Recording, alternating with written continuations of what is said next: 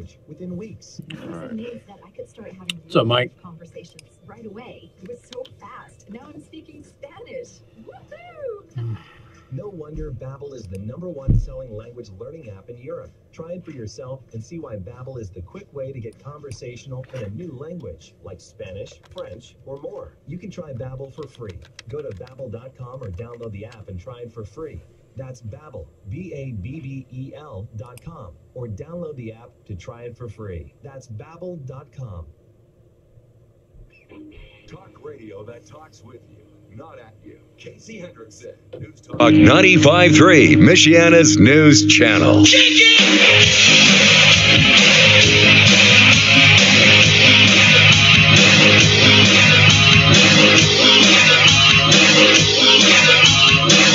Hey, good afternoon. Thank you for tuning in. News Talk 95.3, Michiana's news channel. I'm your host, Casey Hendrickson. Phone number 574-2595. 95.3, that is 2595953. You can also send a text message to 45364, and please put MNC at the beginning of that message. Do want to thank our sponsor, Second Amendment Arms and Range, located again in New Carlisle. If you mention me, you get half off your range time, and you can also learn more information by going to secondamendmentarms.net to learn more. Okay. Boy, there's a lot of little things to get to today, and we'll do our best to go ahead and do a lot of that. I figured, why not just start off with something funny? So Representative Hank Guam Johnson is back. Now, for those of you who don't remember who Hank Johnson is, this is the guy who continues to win re-election in Georgia after saying that he was worried that Guam would tip over because there was too many American sailors on it. He actually asked this while having a conversation in committee with a naval admiral. And the admiral, I think, had the best response ever. We don't anticipate that happening. But he continues to get reelected. Okay, this is one of the dumbest human beings ever. He's said other stupid things. It's just hard to beat saying that an island is going to tip over because there's too much naval personnel there. So anyway, he went ahead and he attacked Trump supporters today in a particularly interesting way. So Representative Hank Johnson, he's a Democrat from Georgia, by the way. He says, quote, Donald Trump and his Make America Great Again followers are older, less educated, less prosperous, and they are dying early. Their lifespans are decreasing, and many are dying from alcoholism, drug overdoses, liver disease, or simply a broken heart. And he actually said it. Okay, he actually said this today.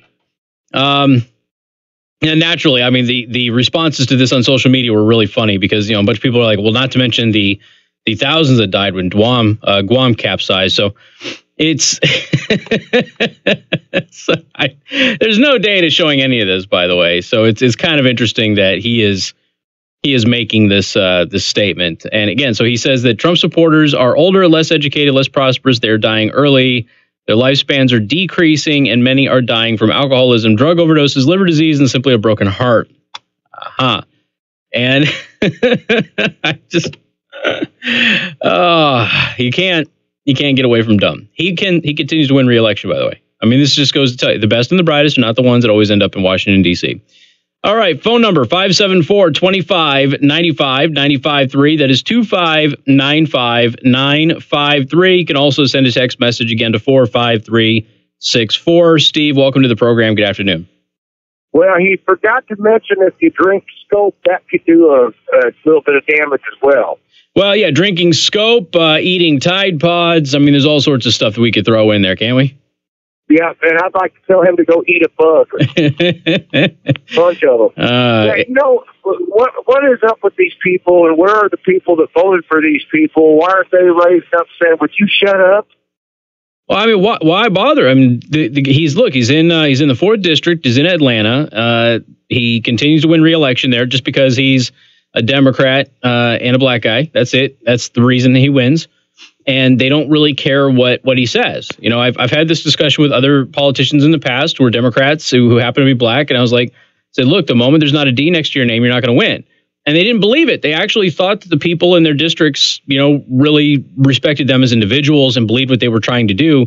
And in some of those cases, the moment the D was not there anymore and they were either independent or they swapped parties, they lost.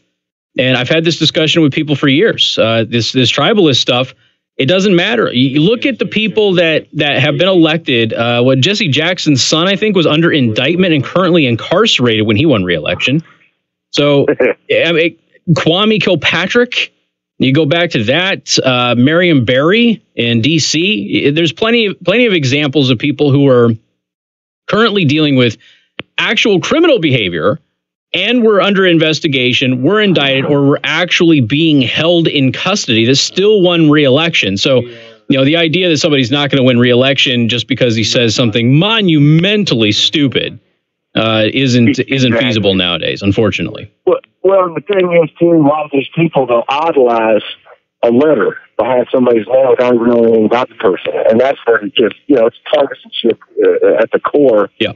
And, until people start learning how the system really works, that the elected officials sometimes are selected officials, and that's probably most of the time. I don't look at it that way. Yeah, how this all get you? Who backed them? When you look at that, you find out what special interest groups are involved in that one. Sure. And what kind of tax bracket are those folks in compared to the folks that they're leaning on to get in there? Yeah, very interesting. Hey, Steve, appreciate it, bud. Yep. Thanks, man. Take care. Gerrymandering is a big issue with this, redistricting, all of that. It's like I said, we've become so jaded as a society. I know it's been like this for a long period of time, and we don't really find the best statesman anymore. But you don't always need the best statesman. You just need somebody with some average intelligence. And if somebody can incredibly sit up there, they prepare for a week or two with aides to go ahead and sit down with a U.S. admiral to talk about, increasing your military presence on an island, which is strategically vital to U.S. interests, as Guam has been since prior to World War II. And you're going to sit down after preparing for a couple of weeks, and that question comes out of your mouth that you're worried that the island is going to tip over. There's not a lot of hope for an individual who says something like that. It's one thing if you're just saying something kind of flippant or something of that nature. But this guy, when I play the full video, I almost never play the full video. I only play the minute leading up to the admiral's response. But when you play the entire video, Hank Johnson goes through the population numbers of Guam, how much the island has grown. He goes into the square footage of Guam. He goes into all of this stuff. So he's been given all of this data, right? That he sits down, whether his staff gave it to him or he looked at Wikipedia, I don't know. And he goes to this, and then he with a straight face looks at it. He's like, my concern is that we'll have, I'm paraphrasing here, we'll have, so many people there that the island of Guam will actually capsize. And it's that point in time where you're looking at this and you're going, holy smokes. And keep in mind, this happened years ago. This happened 2003 or something like that. Maybe 2006. Years ago. This guy continues to win re-election every 4 years. And he's never struggled. He's never struggled to win re-election. This guy always has an easy go of it because of the district he's in. And, Michigan, one of the things that Michigan changed was the way that redistricting happens. And a lot of people are a little upset about that. Now, if you're an elections have consequences kind of a person, then you typically favor the constitutional position on this, which is whichever party wins is the one that draws those district lines. The problem is that if you're the party that's not in power, you're upset because the opposing party is the one that gets to redraw those districts. And if you don't have a way to combat that or fight that, they're going to redraw those districts to benefit them. Okay. This is how you get really heavy Democrat districts, really heavy Republican districts, and why in many cases the opposite party doesn't even bother to run a credible candidate. They just throw somebody up there, kind of like South Bend in their mayoral race. South Bend is just one of those things that the Republican Party of St. Joseph County is just kind of like, we'll throw anybody up there, but we're not really going to take it all that seriously and really try to win. And maybe that'll change now that Pete Buttigieg is resigning. I don't know. We'll see. I have my ear to the ground on a couple of people who were going to be running for other races that may very well change that and make it go at the mayoral race in South Bend. The problem is that they face a less certain future if they do that, if they're in the Republican Party. And so they may not. And therefore, you might have the best possible people that the Republican Party in St. Joseph County has avoiding at all costs running for mayor of South Bend because they don't want to lose when they have a 70-80% shot at winning some of these other races. So it'll be really interesting to kind of see what happens. But Michigan has now gone with this this third party sort of a council committee thing. They'll decide on the districts, and the election no longer has any consequences. And that was overwhelmingly supported by the voters in Michigan. So you don't have to worry about the party who won the election redrawing those districts. Now it's supposed to be a neutral third party. It's not a neutral third party. It's like 2/3. It's always going to be 2/3 favorable to one side. But again, it's some people just view it as a little bit less partisan, and therefore it'll be a better system. But ultimately, time will tell. I'm an elections have consequences kind of a guy. I'm one of those people where if you vote for somebody, something happens and you don't like it, and you can look them in the face and go, elections have consequences. I'll give you a perfect example. So I was in a gun store, I think it was about a year and a half ago, and I'm behind this woman who is in there. And now she happens to be a black lady, and this is only relevant for a very small little pinch of this, right? So the gun store staff is all white. She's there trying to buy a gun, and they are having issues getting the background check approved. She's not being denied. It's just that the FBI or the background check system is coming back and saying that they need more information. So she can't take the gun, right? So she's got to wait until that's complete. Well, she starts thinking that this might be some kind of a bias. And she kind of looks at, she looks at me. I'm waiting in line behind her, and she's like, I can't believe this. Can you believe that this is happening? I was like, I looked right at her. I said, elections have consequences. And she goes, what? I was like, look, people vote for people who make it more difficult for you to be able to exercise your Second Amendment right. And, that's just the reality. The law is the law, and they have to abide by the law. And I looked at her, I said, I know the law, and they're not breaking it. They're following the law. They're not doing anything wrong. I know you're getting upset, but this has more to deal with the people who are in power, who were put there by voters who made these policy changes. And she calmed down. She calmed down. She said, all right, well, I guess that makes sense. But, there was this initial sort of a feeling that was kind of emanating from her that she was being discriminated against because of who she was. And the plot line there being possibly because of the color of her skin, or that she was a woman or something of that nature. And that really wasn't what was going on. They were just doing what the government told them that they had to do. And they were very apologetic to her. And eventually she calmed down with that. But sometimes when something happens in somebody's life and they don't like it, and you can directly point to a political position on something, and you can look them in the face and go, elections have consequences, then they get it. But most of the time, these things don't impact people's lives directly. It's always indirectly. It's one of the reasons they take your taxes out of your paycheck instead of you having to mail them a check every time you get paid. Because they know if you had to mail them a check, you'd all be outraged by it. When you take a look at it, I was looking at my pay stubs here. And so I have over like $20,000 coming out of my paycheck a year. What do you think I could do with 20 grand? I can buy a nice car, certainly a nicer car than I've ever had. And I was looking at it, I was like, holy smokes. Now, some of that was some extra retirement kick in and stuff like that. It's just, so some of it was voluntary. I'm not saying that I'm being shafted or anything. I mean, I am, but I'm not saying that I'm being shafted on all of it. But, when you look at it and you look at your salary and you go, holy smokes, it's $20,000 that my family doesn't have. And then you kind of look back on the year and you're like, man, living paycheck to paycheck, it's been struggling sometimes. And, don't have the emergency fund that I would really want. Certainly not the one that I used to have. And it's just like, oh my God. And there's $20,000 just sitting there that never came home with me. And if I had to write $20,000 worth of extra checks every single year to pay people off, I'd probably be much more engaged in that. And this direct deposit thing, man, that's made it way worse, because now direct deposit just allows people to go ahead and avoid looking at it altogether. Your salary is whatever gets deposited in your bank, and that's not what your true salary is. So when people can see it, when it's presented to them, put in their face, they can respond to it. When it's not, then they just generally think that they're dealing with somebody that is disagreeable. And so I like the idea of elections have consequences, but people are starting to get away from that because of hyper partisanship. And I can appreciate why they would want to get away from that. Because if you have, let's say you have in Michigan, for example, okay, the Republicans were out of power for a very long time. Then the Republicans get power. Republicans redraw districts, and all of a sudden Republicans are now a contender. If you're a Democrat, you hate that.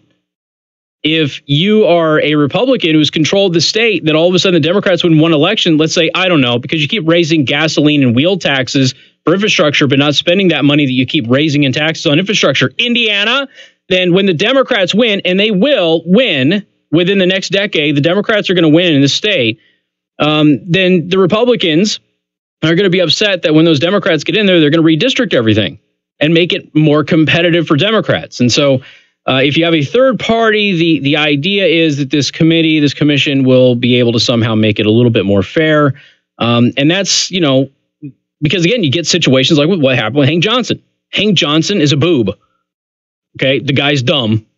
He says dumb things all the time. He's not a very well educated, intelligent guy, has no business running people's lives or proposing legislation or voting on legislation that runs people's lives. But he wins because the district is heavy Democrat and he can do whatever he wants and win, because as long as he's not the Republican boogeyman, he's got a shot at being the representative of the 4th District of Georgia. We got more coming up. News Talk 95.3, Michiana's news channel. KC Hendrickson, News Talk 95.3, Michiana's news channel, your breaking news and weather station. The top news stories. You have to remember at what point in time that this came about, post the Billy Bush comments. He was very concerned. They took a general that they said didn't lie, and they convinced him he did lie, and he made some kind of a deal. They do not have the votes to pass the president's proposal, $5 billion, whatever it is, for the wall. News Talk 95.3, Michiana's news channel. Your breaking news and weather station. There we go. Uncle Sam, will you pay I need coffee too, Mike. Give me some.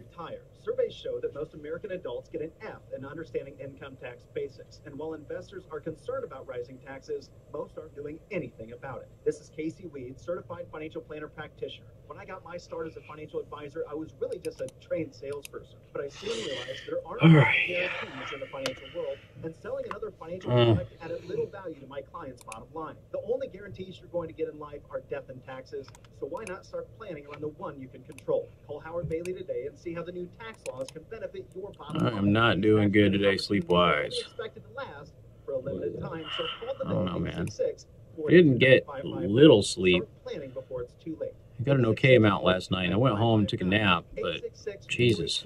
9559. Advisory services may be offered through Howard Bailey Securities, LLC, a registered investment advisor. Howard Bailey Financial does not offer legal or tax advice. Please consult the appropriate professional regarding your individual circumstance. So the word different is used a lot in advertising. See the difference, hear the difference, know the difference. But I got to tell you, I spent some time with Bill Martin, the CEO of Impress Jewelers. They're over in the Temple Grill Plaza on University Park Drive. And different really does sum up what they do at Impress Jewelry Creations. They've got customizable engagement rings with fully custom design. Capabilities there are limitless. I was talking to Bill, and the team that he's put together, the years of experience that this team has, and it really is the dream team. They have worked together in various places for years and years and years, and it really shows. They have diamonds, regardless of the size. Open up text messages for everybody. Quality. And they do the custom work right there. When I say different, I mean they are different. You can feel it. He said boogeyman. You're a racist. Creations. University Park Drive, the same plaza as Temper Grill.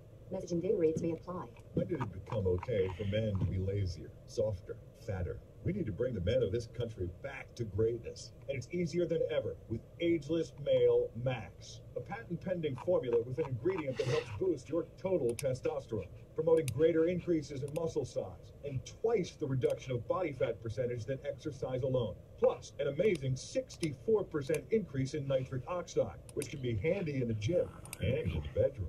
Take your manhood to the max by trying your first 30-day bottle free. Just pay shipping and handling. Not 10 days, not 15 days, but a full 30-day supply free when you text the word FEAR to 797979. Finally, a formula that boosts total testosterone. If your results with Ageless Male Max are too intense, please decrease use. For your free bottle, text FEAR to 797979. Text FEAR to 797979. If you're always running late, don't worry. It's actually a good thing. I'll explain why Friday morning. We start at 5. It's Michiana's Morning News with me, Mark McGill, on News Talk 95.3 MNC. Good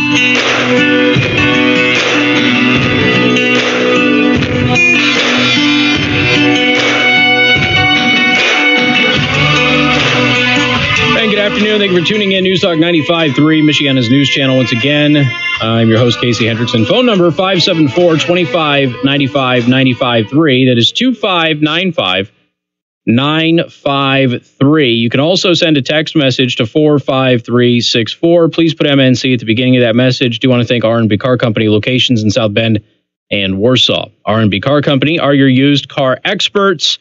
A lot of you have been waiting for the crime statistics for South Bend, and let's take a look at this, because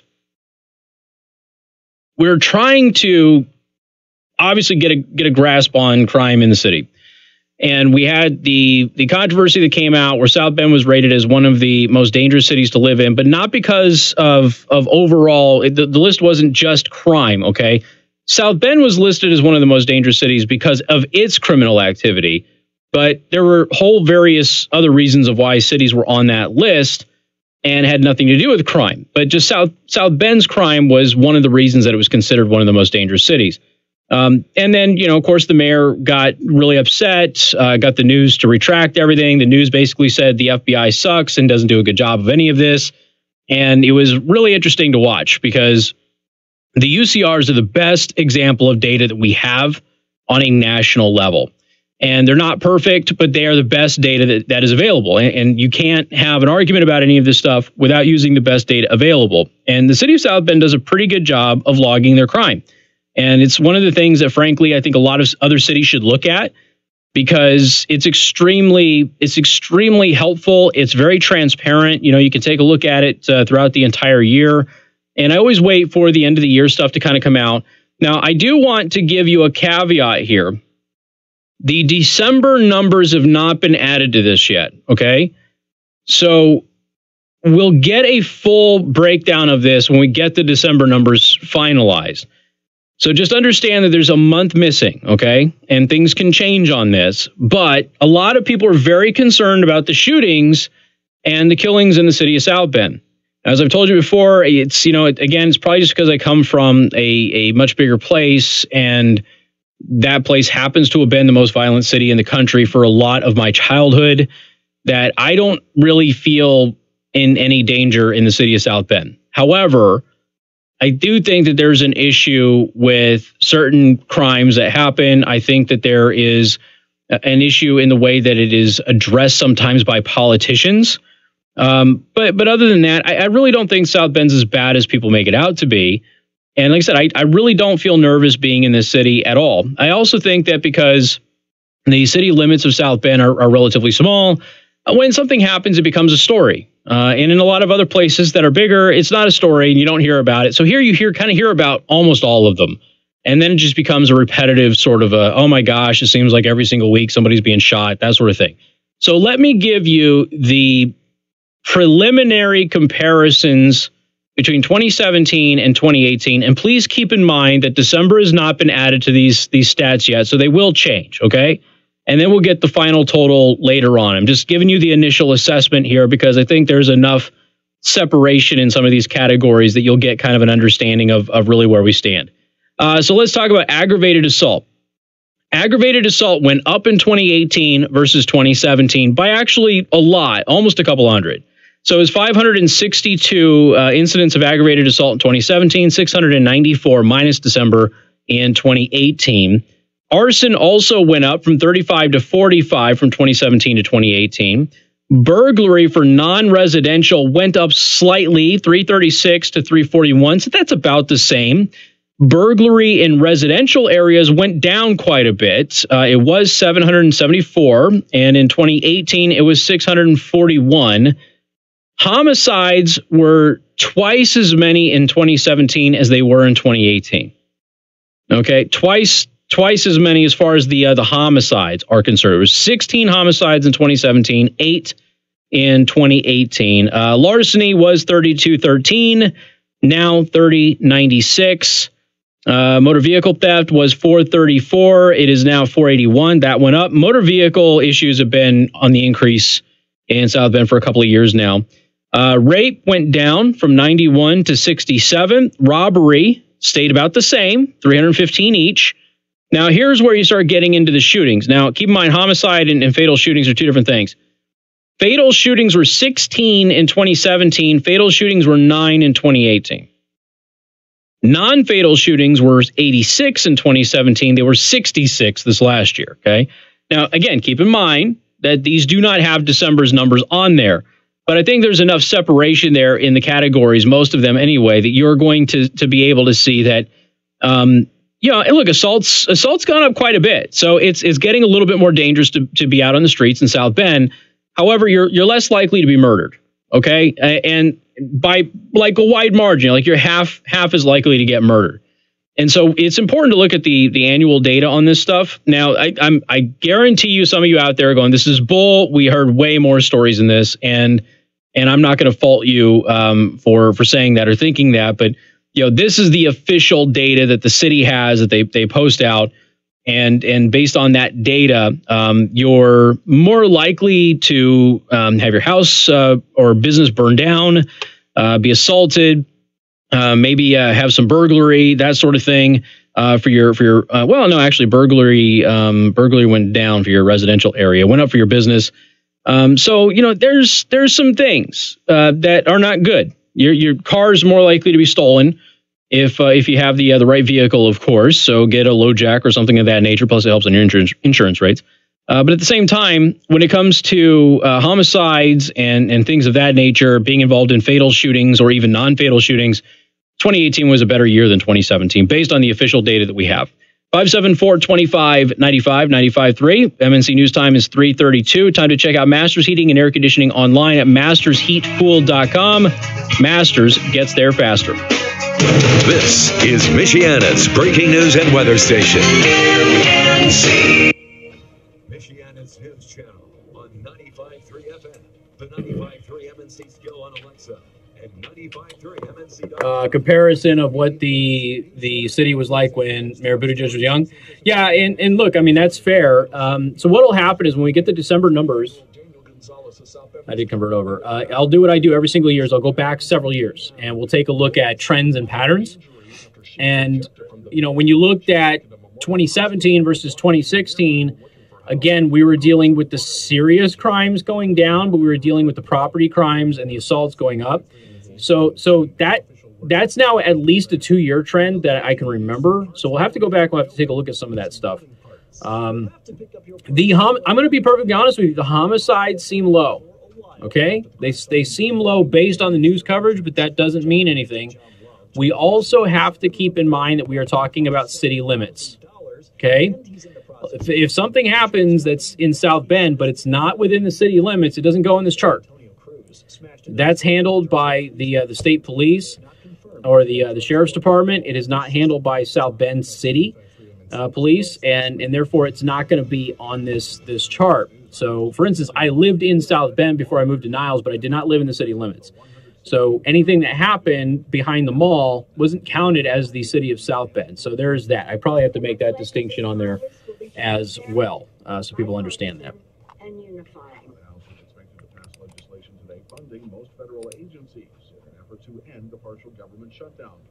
Senate Majority Leader Mitch McConnell says he won't call the bill for a vote since it doesn't include $5.6 billion from President Trump's border wall. It isn't comprehensive. It ignores the needs of border security.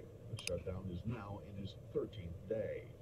China's space agency says it's landed an unmanned spacecraft on the moon. Lunar Explorer is the first craft to land on the so-called dark side, which always faces away from Earth. This is Fox News. The weather's sponsored by the Fine Table Restaurant. It keeps love. Yeah, if Dean's in there, the truck is more stable with that air in the tire, but I still got some of that body roll on the way home. So it's got to be that tire in the front. So which I already knew had to be replaced anyway. But he's going to fix the steering either late this week or early next week. Friday morning, 45 degrees over the daytime high with mostly sunny skies. In the ABC 57 First Warning Neighborhood Weather Center, I'm meteorologist Emily Kennedy. News powered by Polymax at 4 Lakes. It's Thursday. Time for $10 double bacon, double cheeseburger baskets and 75-cent wings all day long. Come taste what it means to make American food great again. Polymax at 4 Lakes. Locally raised meats made to order American classics like walleye, bluegill, haddock, hand-cut Chairman's Reserve steaks, slow-smoked ribs, double bacon, double cheeseburgers, wings, and a full bar to put the finish. I love it when people jump on something and they go, "Who cares?" First of all, you don't know how to run a radio show. Second of all, you almost always post those comments before I actually get to the point. So you make the comment before there's even the punchline that is relevant. Discover your home's potential each Saturday morning on Measure Twice with Chris Kramer and Joel Kramer with experience in carpentry and interior design. They blend together a unique perspective to give you ideas, tips, and entertainment that can help enhance your home. If you have questions, email them to questions@mtwiceshow.com. It's Measure Twice, Saturday morning at 10 o'clock on News Talk 95.3, Michiana's News Channel, your breaking news and weather station. This is Hoosier Ag Today in the Thursday closing farm market report. Soybeans finished up double digits yesterday. Not quite as good today, but still moving in the right direction. Good afternoon, I'm Eric Pfeiffer. Corn is moving higher as well. Rumors continue to swirl about China purchasing corn in addition to beans. March up 4.5 at 380 1/4, 4 1/4 higher on the May at 387 3/4, and up 4 on the July contract at 395. Projections for the South American soybean crop continue to go down. On Facebook, what's up, John, Frank, Brian, everybody else on Facebook? I've got a lot of notifications right now, John. I'll take a look. Oh, there you are. You're at the top. Okay. Chicago March wheat up 7 1/4 at 514. February live cattle losing 30 cents at 123.22. February lean hogs up 45 cents at 62.15. I'm Eric Pfeiffer, Hoosier Ag Today, Indiana's Farm Network.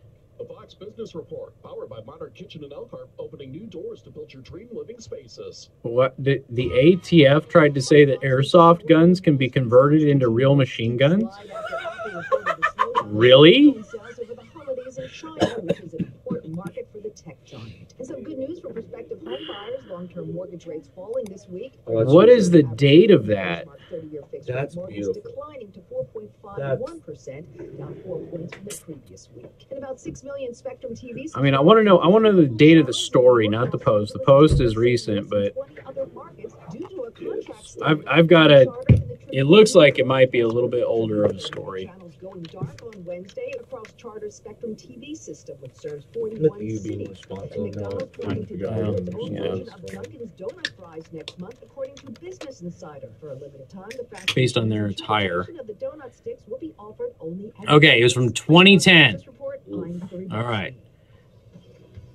ATF agents seized 30 toy guns and said that they could be converted to machine guns. Yeah, that was in March of 2010 is when that happened.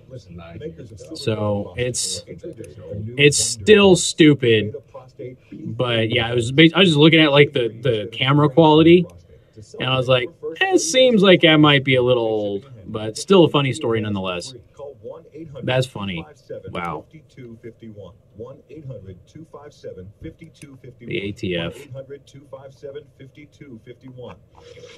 Talk radio that talks with you, not at you. News Talk. No, it was on Facebook. Somebody just had posted it a couple of days ago, and I got tagged in it.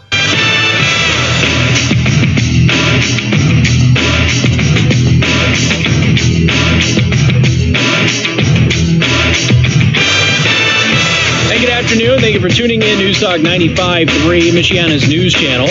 I'm your host, Casey Hendrickson. Phone number 574-25-95-95.3. That is 2595-953. You can also send a text message to 45364. Please put MNC at the beginning of that message. I do want to thank our sponsors, Second Amendment Arms and Range, located in New Carlisle. Again, if you mention me, get half off your range time, 10% off your in-store purchases, and listener-exclusive discounts on firearms. Go to secondamendmentarms.net to learn more. Casey, you said, Boogeyman, you're a racist, LOL. Yes, of course. I like going back and forth between Boogeyman and Bogeyman because it confuses people. Casey, wouldn't you think that people would have a different idea of property taxes if they had to actually write the checks every spring and fall instead of just paying it in their mortgage? Yeah. It's one of the reasons why when I buy houses that I don't send the check, because I just want it to be included in the mortgage. Why? It's easier. But you're right. If people had to actually sit there and write those checks, they would be furious with how much money they would have to do. Imagine having to sit down and do your annual taxes once a month or once a quarter. Imagine having to do that. You know, people avoid doing their annual taxes as much as they possibly can because it's a pain in the neck. And imagine having to do that on a regular basis just to make sure that all of your taxes, your Social Security, your Medicaid, Medicare, all of that were being paid properly. Let's see here. Some people don't understand why Hank Johnson was brought up. One, you don't know how to run a radio show, so sit down. Two, you missed the whole point about redistricting and all of that stuff. It wasn't about Hank Johnson. It was about the overall arc of tribalism and the changes to that here locally. But it's good to know you're out there listening anyway. All right. Once again, 574-2595-95.3. That's 2595-953. And again, text messages, those can be sent to 45364. Please put MNC at the beginning of that message. All right. So the Democrats in the new 116th Congress, Nancy Pelosi, unsurprisingly, is named Speaker of the House. Got a bunch of the people who were opposing her to support her. And, well, she, you know, they introduced some bills and they say, hey, we're going to go ahead and introduce these packages, which the Republicans in the Senate have supported, but we're going to strip out border funding or border wall funding specifically from these packages. And then they're going to try and make this all about the Republicans, make the shutdown, the partial shutdown / slowdown, whatever you want to call it. They're going to make this, the Democrats are going to try and make this about the Republicans doing it, when in fact it's the Democrats that are doing it. Republicans have offered numerous deals. The Democrats have said no. And so now the Democrats are countering with the exact same deals that the Republicans offered, minus the border. And Republicans will likely reject those. The president will certainly reject it if he holds firm to what he has said that he's going to do. And then the Democrats will run out and they will try and say that this is a Republican shutdown, when in fact this is a Democrat shutdown. The reality is, generally, when you have a shutdown, it's both sides' fault. And then you can assign a little bit more blame to one side or the other, depending on what it is. But both sides could easily make this claim. Now, where this one, I think, doesn't benefit Democrats all that much is that the majority of the country wants the wall, according to all of the polling going back my entire radio career. So the majority of the country supports the president on this. Even the latest polling has that. You've got Schumer out there going, the American people expect us to fight the president on the wall. That's not true. That's actually not what the polling shows. And I know it's just polling. But again, when you have consistent polling over an extended period of time, you can extrapolate that with some accuracy. And the American people want the southern border secured, and they want it secured better than it is now. And one of the ways to do that is with some wall fence. And that's something that the Democrats are just going to lose on with the American people, the vast majority of the American people, every single time, in spite of what is happening in their own districts. And so the Democrats going out there and trying to flip this thing around, when the president got elected doing, campaigning on this, he spent the first 2 years trying to get this done. The Republicans who didn't support the wall, almost all of them got voted out of office because they didn't get endorsements from the president. They didn't have people show up to vote for them in many cases, in most of those cases, but not all of them. What did I do here? It was a couple of weeks before Tim left, actually, where we had the statistics of how many people who didn't support border wall funding in the Republican Party didn't come back to Congress. And we had a number of them obviously did not come back because they had resigned or retired. But a large chunk of the ones who were up for re-election, like 70% or something, did not get back into the Congress because they didn't support border wall funding, or at least that was the accusation, if you will, in the articles. So there's a poll now that has been done by YouGov and The Economist. Now, YouGov and The Economist, they do fairly good polls. They do tend to lean leftish on a lot of them. So this is not like some conservative think tank. That's the only reason I'm bringing this up, okay? So only 4% of Americans say that the GOP is responsible for the shutdown.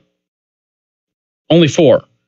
Now, when you look at the amount of blame that is given to Democrats is 35%. So most people are blaming both parties. And again, technically, that's the most accurate assessment. Most people are blaming President Trump independently, which is quite interesting. Because if you're going to blame Republicans, or you're going to blame Democrats for this, and then you're blaming Trump. So when you look at the way that this poll is kind of done up, Republicans in Congress are the ones with the clean slate here. So they're blaming the president, and then they're blaming the Democrats. So basically, the American people on the outside looking in are going, "Hey, you two parties here, Democrats in Congress and President Trump, you're fighting so much, it's really your guys' fault." And so that's kind of how the American people have sort of looked at it. But the president has the worst bit of the numbers is 48% blaming him for this. And I suppose technically that's true because the president is said, I'm going to shut this thing down. He's threatened to do this in the past if they didn't fix it. They never fixed it for 2 years. And he said, all right, finally, I'm not going to cave anymore. And if you won't give me what the American people want and what I was promised, then we're not going to go ahead and have a functioning government in these certain non-important areas. So 41% blame Democrats in Congress a lot, 23% a little, 23% not at all, 13% not sure. Republicans in Congress, and we're talking about the percentages of the percentages that voted in favor of these. Republicans in Congress, 40% said they were to blame a lot, 37 a little, 12 not at all, 12 not sure. When they looked at President Trump, a lot responsible, 53%, a little, 16%, not at all, 22%, and then 9% were unsure. So like I said, technically, it's the two sides not agreeing on something. But this is why this continuing resolution stuff and these omnibus packages and things like that, this is why they have to stop. We have to get to a point where we have a budget, a real budget that is voted on, and whatever is in that thing gets done. So we don't have to have this fight, 2-3 times a year, every single year, especially around the holidays, because this is always the fight. Okay. Always. And there's always one issue that holds everything up because both sides are trying to use that one issue to gain favor with voters in some way, shape, or form. 574-25-95-95-3. That is 2595-953. Oh, I did read today that you might not get your tax return if the government shutdown continues, but they're still taking your taxes. So it's they'll take your money, they just won't give it back, and they'll cite the government slowdown as a result of that. We got more coming up. News Talk 95.3, Michiana's news channel. KC Hendrickson, News Talk 95.3, Michiana's news channel. Your breaking news and weather. Yep, Representative Amash was booed because he went for Massey.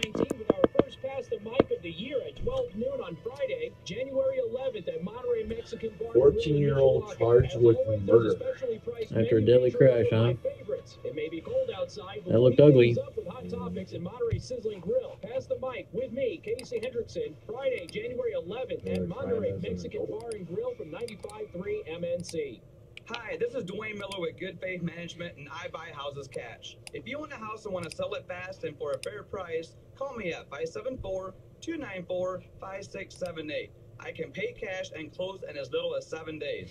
I buy houses in any condition, any price range, and in any location. I am not a realtor or associated with any realty company. I'm a private real estate investor who buys several houses a month, and I want to buy even more. Call me at 574-294-5678. I buy inherited houses, divorce houses, behind in payment houses. I even buy my tenant will pay me the rent houses. What's something you you'd own a like house to get that a is trashed and needs thousands of dollars in repairs? Great, because I love buying junky houses too. I buy vacant houses, abandoned houses, condemned houses, and foreclosure houses. If you own a house and want to sell it fast and for a fair price, call me at 574-294-5678. That's 574-294-5678.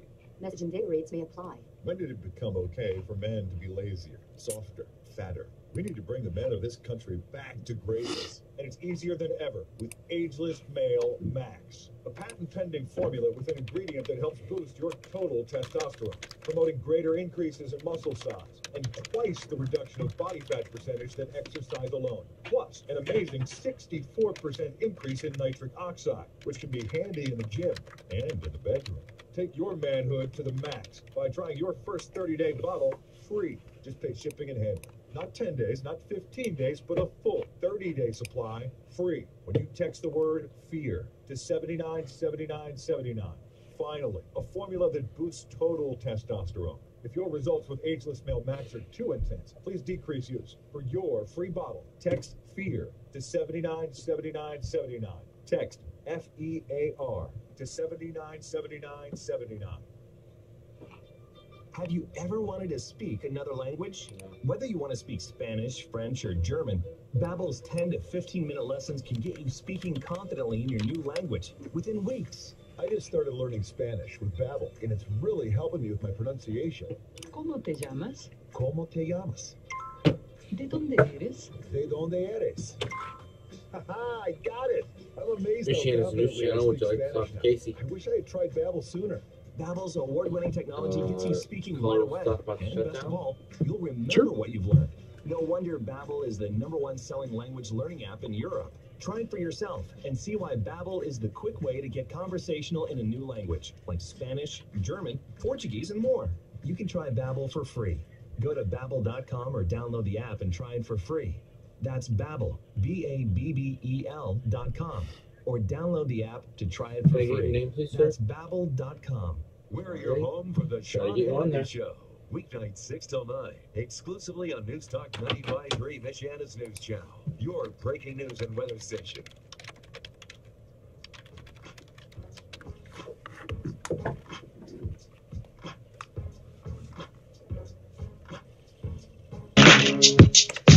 Hey, good afternoon. Thank you for tuning in. News Talk 95.3, Michiana's News Channel. I'm your host, Casey Hendrickson. Phone number 574-2595, 95.3. That is 2595953. You can also send a text message to 45364. Please put MNC at the beginning of the message, just so you're talking to me.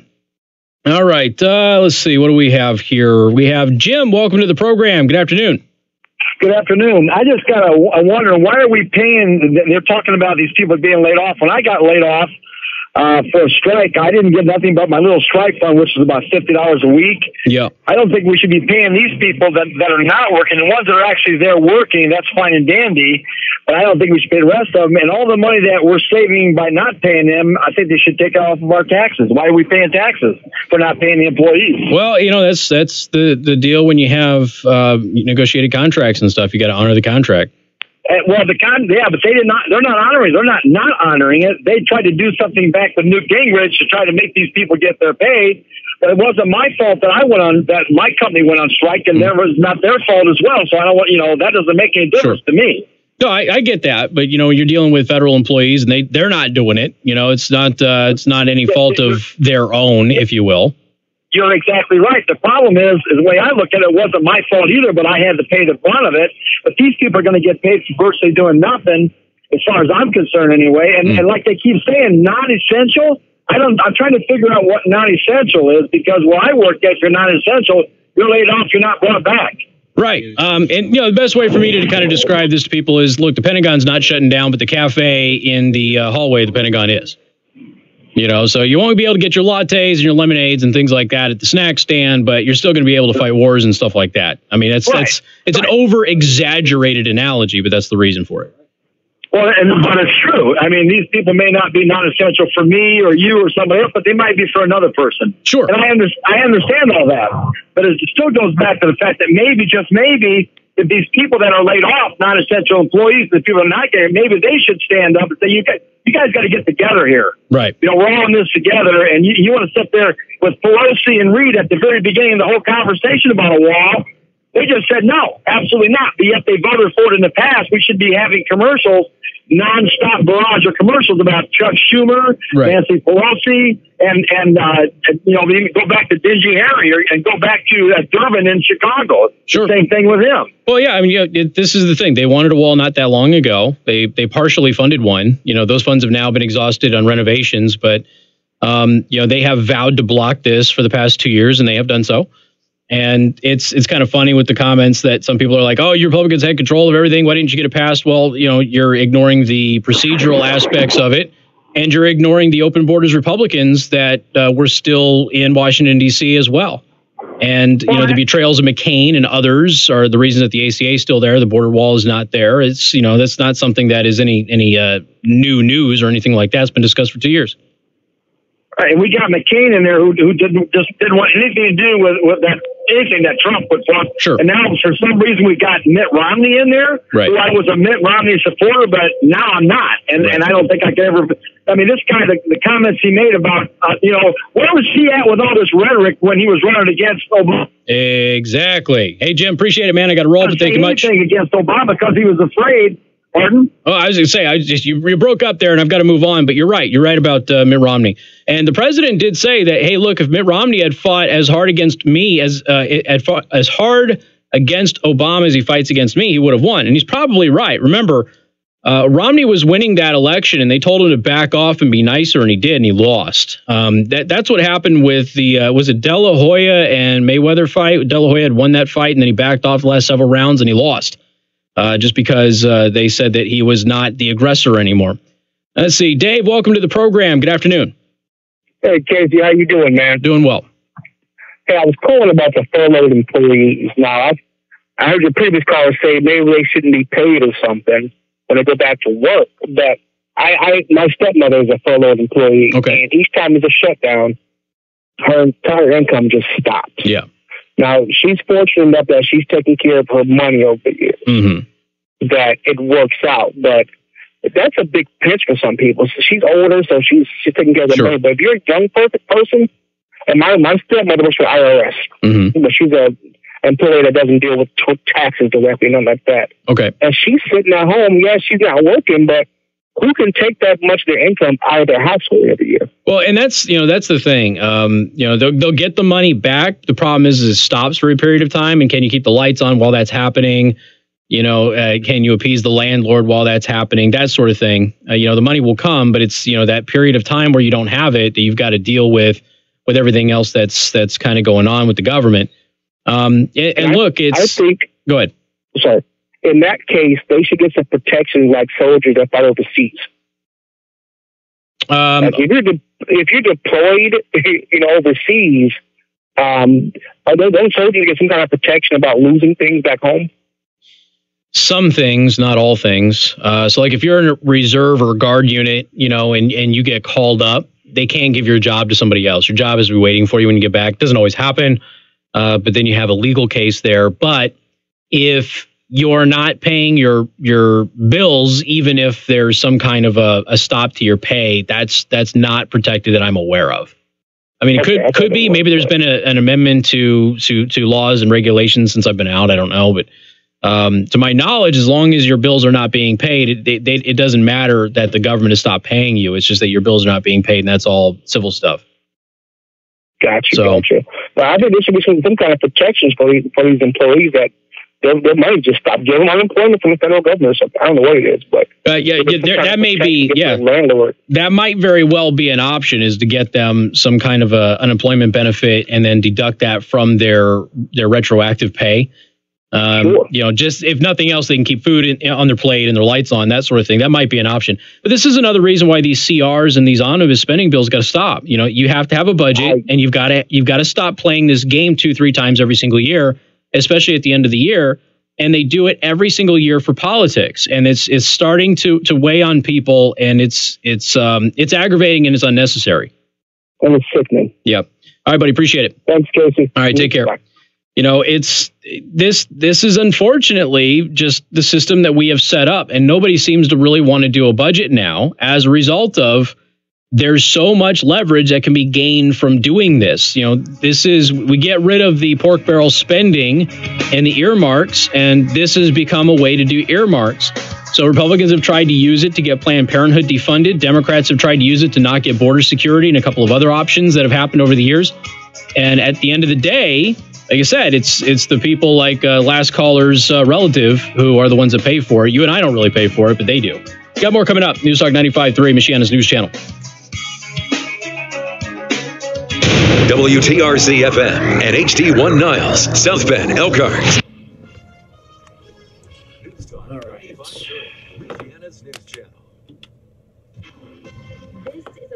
So I go and play a commercial, go grab some coffee. I'll be right back.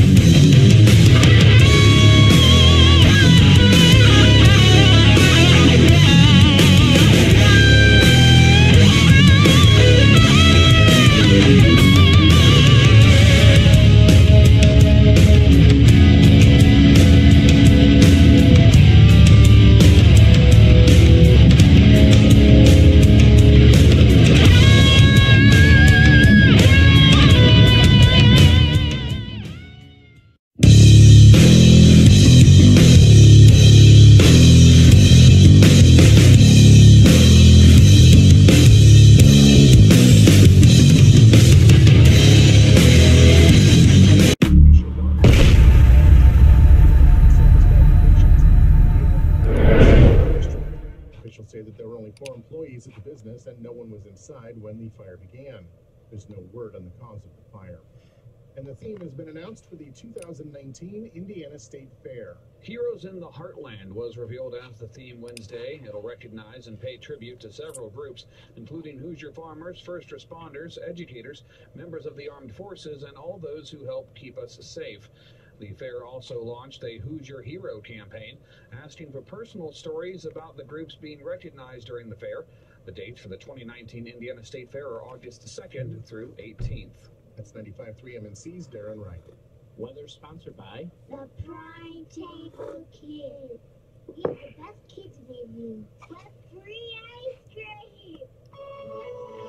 So y'all are talking engine swaps. I saw that they swapped a Hellcat into a Jeep Wrangler. 707 horsepower. They added an extra axle on the back. So you had 6 tires. It's pretty sweet. It's a cool looking car. Vehicle, whatever. That was a good squish right there, man. 707 horsepower. First thing mornings and in the afternoon. Powered by Favors. Mm-hmm. Now at 95.3mnc.com. Your breaking news and weather That's my station. question. News powered by Polymax up 4 legs. It's Will the government bail out Crapple? What a great question. That's actually a really good question. Bags at 4 lengths. Locally raised meats, made to order American classics like Walleye. Because China's not buying from them anymore. Right. Well, the stock market dipped today because of the Apple China thing. Let's not forget, the stock market went up like 2,000 points the other day. It had a huge day. Yeah, coming off the worst year in, what'd they say? What'd they say? Oh, was it 10 years? Is that what they said? What? Yesterday, because they said stock market closes off in the worst year in a decade. Yeah. New equipment, certain things in there that if you don't keep an eye on it can cause a lot of damage, and you just spend a lot of money for a new furnace. And if you don't maintain it, it's not going to break down when it's warm. It's going to break down when it's cold. Give Weaver Heating and Cooling a call today. 574-259-9941. Your trusted, local, independent, American Standard heating and air conditioning dealer. Casey Hendrickson from the Mid-States Construction Studio. Mid-States Construction, one of the nation's leading authorized builders of new core building systems. On News Talk 95.3, Michiana's News Channel, your breaking news and weather station.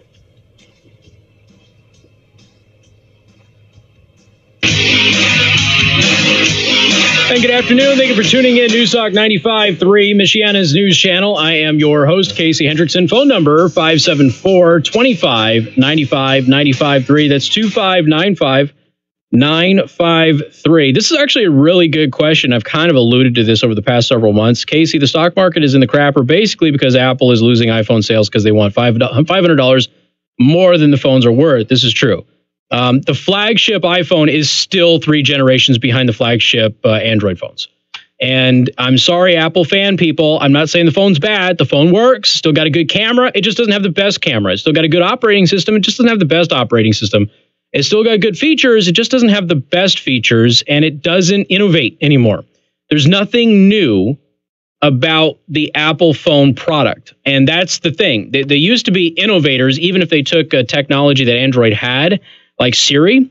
Siri was on, under a different name. Siri was on Android before Apple had it, and then Apple kind of made it better and then brought it over to Apple. And so they haven't innovated anything. They had the cordless earbud thing, and then they added cords back to them, and it's just I don't know. Were they the ones that got rid of the 3.5 millimeter jack first? So Apple innovated getting rid of the one thing that everybody wants on their phone. So that's what they've innovated in the past couple of years. They haven't innovated anything, and they want way too much for their products. Way too much. So much so that the biggest tech reviewers on YouTube who love Apple said the iPhone 10 was ungodly expensive and totally not worth it. I have a OnePlus 6. Now, OnePlus is a really good phone brand that isn't known to a lot of Americans. Techophiles will know exactly what it is. I get almost all of the features that are on the flagship phones, and you pay $400 for the phone. And it has the same processor. It's got a better camera than 90% of them. Screen is really good, but it's about a generation behind. And, I get the fastest fingerprint and face recognition security software that I've ever seen on a phone. I actually compared it to an Apple one day in the store. My OnePlus 6 was better. It was more accurate. It was quicker.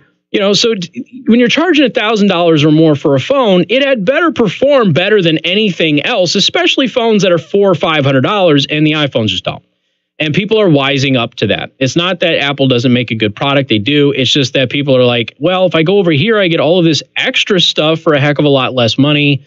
And why should I stay here? So you're starting to see that.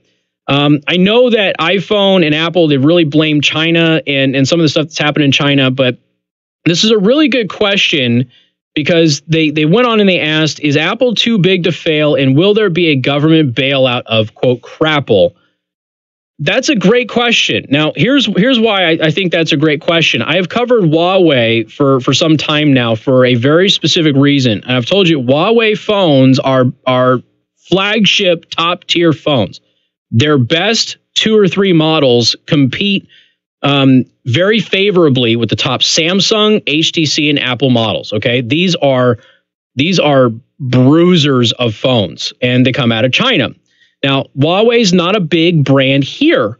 They're a big brand literally everywhere else in the world. Okay, in the United States, not so much.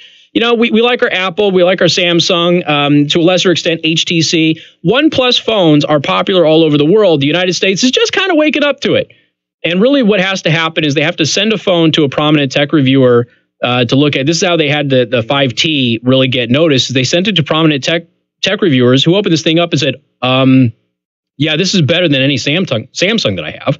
So why am I paying $900 for a Samsung when I can get an HTC, but a OnePlus for $450 when it does the exact same thing? The same size, better camera. It's, you know, these are good questions, really good questions. Motorola is falling out of favor in the United States, even though they're doing really good products right now too, because it's Motorola. They're always good. So Huawei gives you like twice the megapixels of their cameras. So Huawei's cameras are arguably 1A cameras in smartphone community, right? They're just amazing cameras. And they give you way more camera than Apple has ever given you. And their screens are as good as anything that Apple has ever given you. And so you look at it and you go, well, that's $700 for something that's better than an iPhone 10. I know they're beyond 10 now, but I'm just using that as an example because that was their big last push. And those phones are going to eat into Apple's market as long as Apple continues to not innovate. And you have these other brands coming out there and offering more for less. Apple's going to continue to lose market share. But if you look at the way the U.S. government has treated Huawei, which is arguably Apple's biggest threat in China, if you look at the way the government treats Huawei versus how it treats Apple, I think you start to find an interesting narrative, you know, for the tinfoil crowd out there. Let me give you a perfect example of this. Huawei has been accused of being an undercover spy outfit for the Chinese government going back to the Bush administration. Okay. Well, the Obama administration investigated Huawei for several years, and they found no evidence that Huawei is spying on Americans for the Chinese government with these phones. None. They can't find software. They can't find a virus. They can't find a chip in the phones. There's nothing. Remember, the government came out and said, don't use Huawei phones if you're in the military or you work for the government and you deal in classified information, because we think that there's an unfriendly or a little too close of a relationship between Huawei and the Chinese government, because the bigwigs at Huawei used to be in the Chinese government, which of course was compulsory, but I digress. So you look at the way the government kind of behaved there. The United States reached out to Canada, had Canada arrest one of the executives of Huawei. She's been released. There's no evidence against her. And all this time, this fear-mongering against Huawei, Apple's biggest competitor in China, all of this time that the U.S. government has been doing what they can to go after Huawei with no evidence that Huawei is actually doing anything wrong other than maybe selling to Iran when they manufacture some products here. Because if you manufacture here and there's, you know, some trade things that can't happen, so you can't sell to Iran and North Korea and that sort of thing, and Huawei is likely violating that. That's their big evil, is that they're trying to sell their product all over the world, even where the U.S. doesn't want them to sell it, okay? In the meantime, no evidence that Huawei has been spying on Americans for the Chinese government. What prominent cell phone company has been caught having Chinese spying devices on their products besides Lenovo, which comes from China? Apple. Did the Pentagon or the federal government issue a warning to anybody in the military or the government who uses an Apple iPhone? Why not? We found spying devices on Apple iPhones from the products that have been made in China. Okay, but we haven't found any evidence of that with Huawei phones. So why are we accusing Huawei of doing this and telling people who serve in the military in the U.S. not to use a Huawei phone when, in fact, China has infiltrated Apple? But we're not telling anybody to stop using Apple. And I'm not telling you to stop using Apple either. It's kind of interesting when you take a look at it. The U.S. military uses a lot of Apple devices specifically because of the closed framework. So even though Android would give them more customizability, there is a feeling that because of the closed proprietary framework of Apple, it's more secure for military use. So the military is very invested in using Apple products for a lot of the stuff that it uses, frankly, on the battlefield.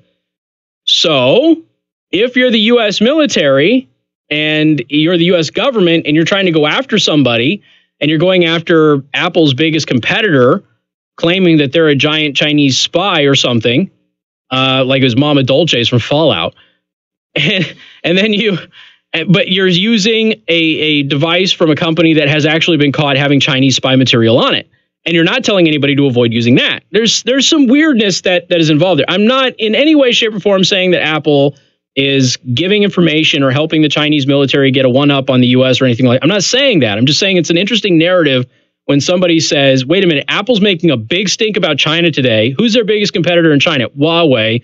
Who's the U.S. government been going after over the past several years? Huawei. When in fact, Apple has been caught having the same issues that they're accusing Huawei of having, and Huawei, there's no evidence of Huawei's actually doing any of this. So I don't know. There's is Apple too big to fail? Would the government bail them out? Yeah, bailout, maybe not the way that we had the auto bailouts, but government contract bailout. You know, hey, throw us a lifeline. We need some government contracts. Sure, here you go. Maybe. And Apple is bringing a lot more of their manufacturing back to the United States. A lot of that is tax. But a lot of that is, oh, crap, the Chinese have been putting stuff in our phones that we didn't want. Apple didn't want it, okay? But the Chinese manufacturers are putting it in there because they know so many Americans use these devices. So there is this investment in Apple from the government infrastructure of the United States that would seem to be in a best position scenario there to benefit Apple should something bad happen to Apple and throw them a lifeline. I don't think Apple's going anywhere, don't get me wrong. But it is quite interesting. It's a very interesting question. Very interesting question indeed. 574-25-95-95-3. That's 2595953. Got more coming up on News Talk 95.3, Michiana's news channel. KC Hendrickson, News Talk 95.3, Michiana's news channel. Your breaking news and weather station. Mike, you might go back to a flip phone. I just saw an article. I didn't read it, but I saw the headline. It says going dumb or going stupid, my week with a flip phone. So they actually got rid of their smartphone. They went back to a flip phone for like a week. It'd be really interesting to see what they discovered.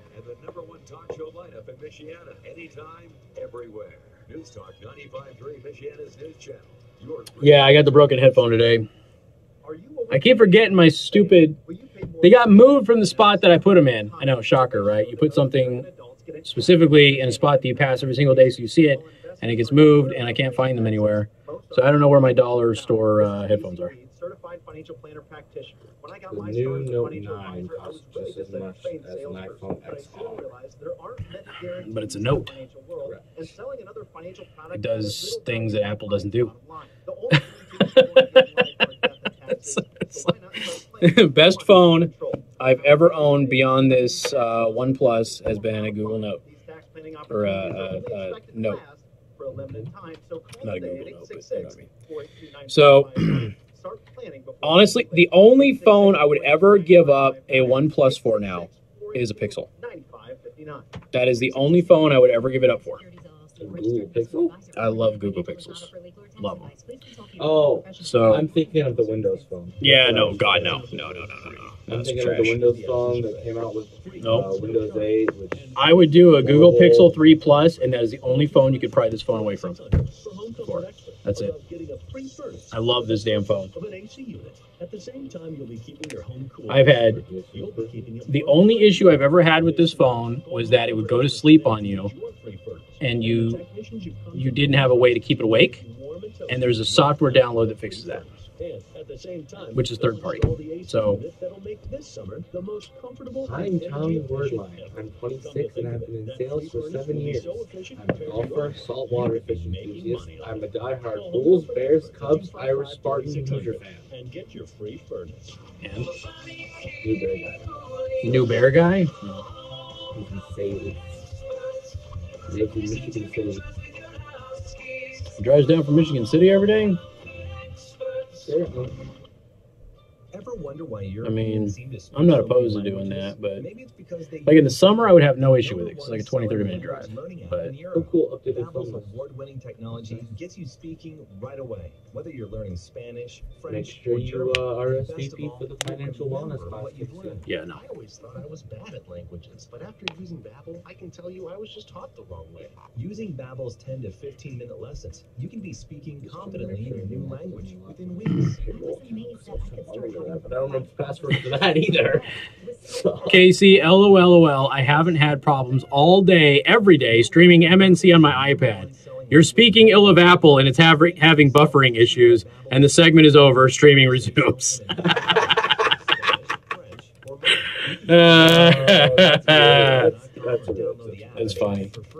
That's Babbel, BABBEL.com. And the thing, folks, I mean, I tried. I went to iPhone 5 when it came out, brand new, opening weekend. I tried, and I hated it. I absolutely hated it. It was immediately worse than my old Android phone that I had for 2 years. I don't think I could do it, one, because I just like the Android UI a lot better than I do like Apple. Well, and it's so much more customizable. I mean, but Apple's really good for people who are not power users. They just need something simple that works. Yes. And there's nothing wrong with that.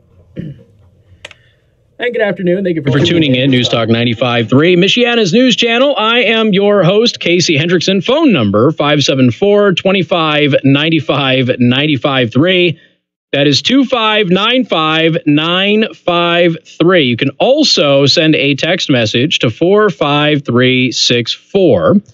Please put MNC at the beginning of that message.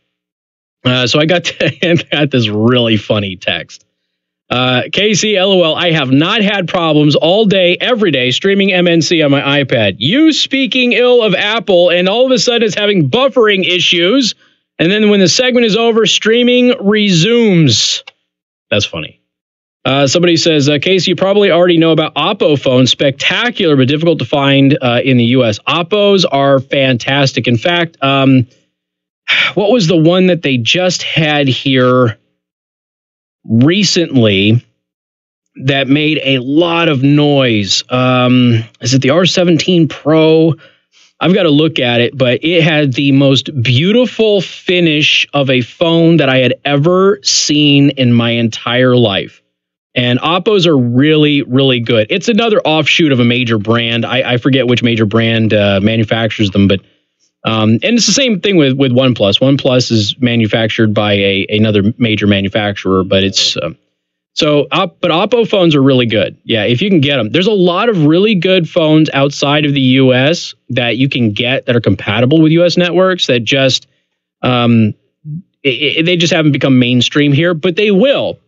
I think you're going to start to see a lot of it. You know, we're so accustomed to going after the brands that we know because they have the contracts with the cell phone carriers, right? So, you know, it's funny. I saw a buddy of mine kind of chastising another friend of mine because I think they recommended Boost Mobile or something like that.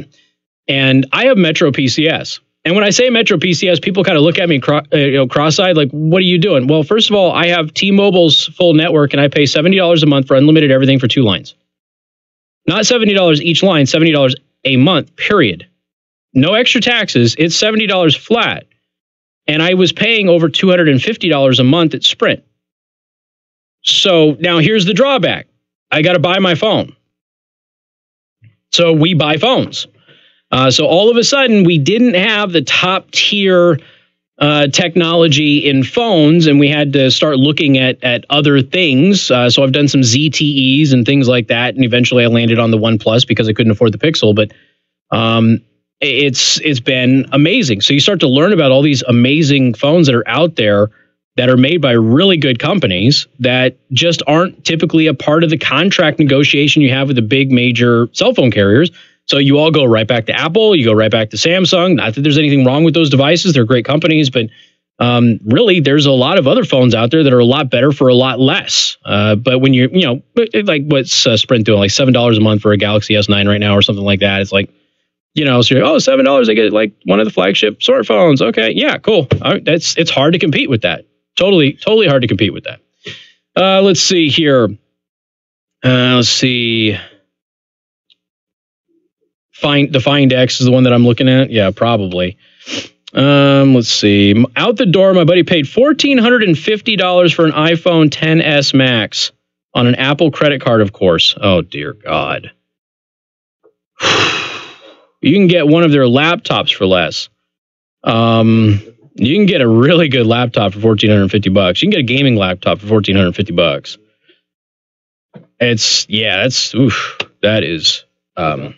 That's crazy. Yeah, that's no bueno.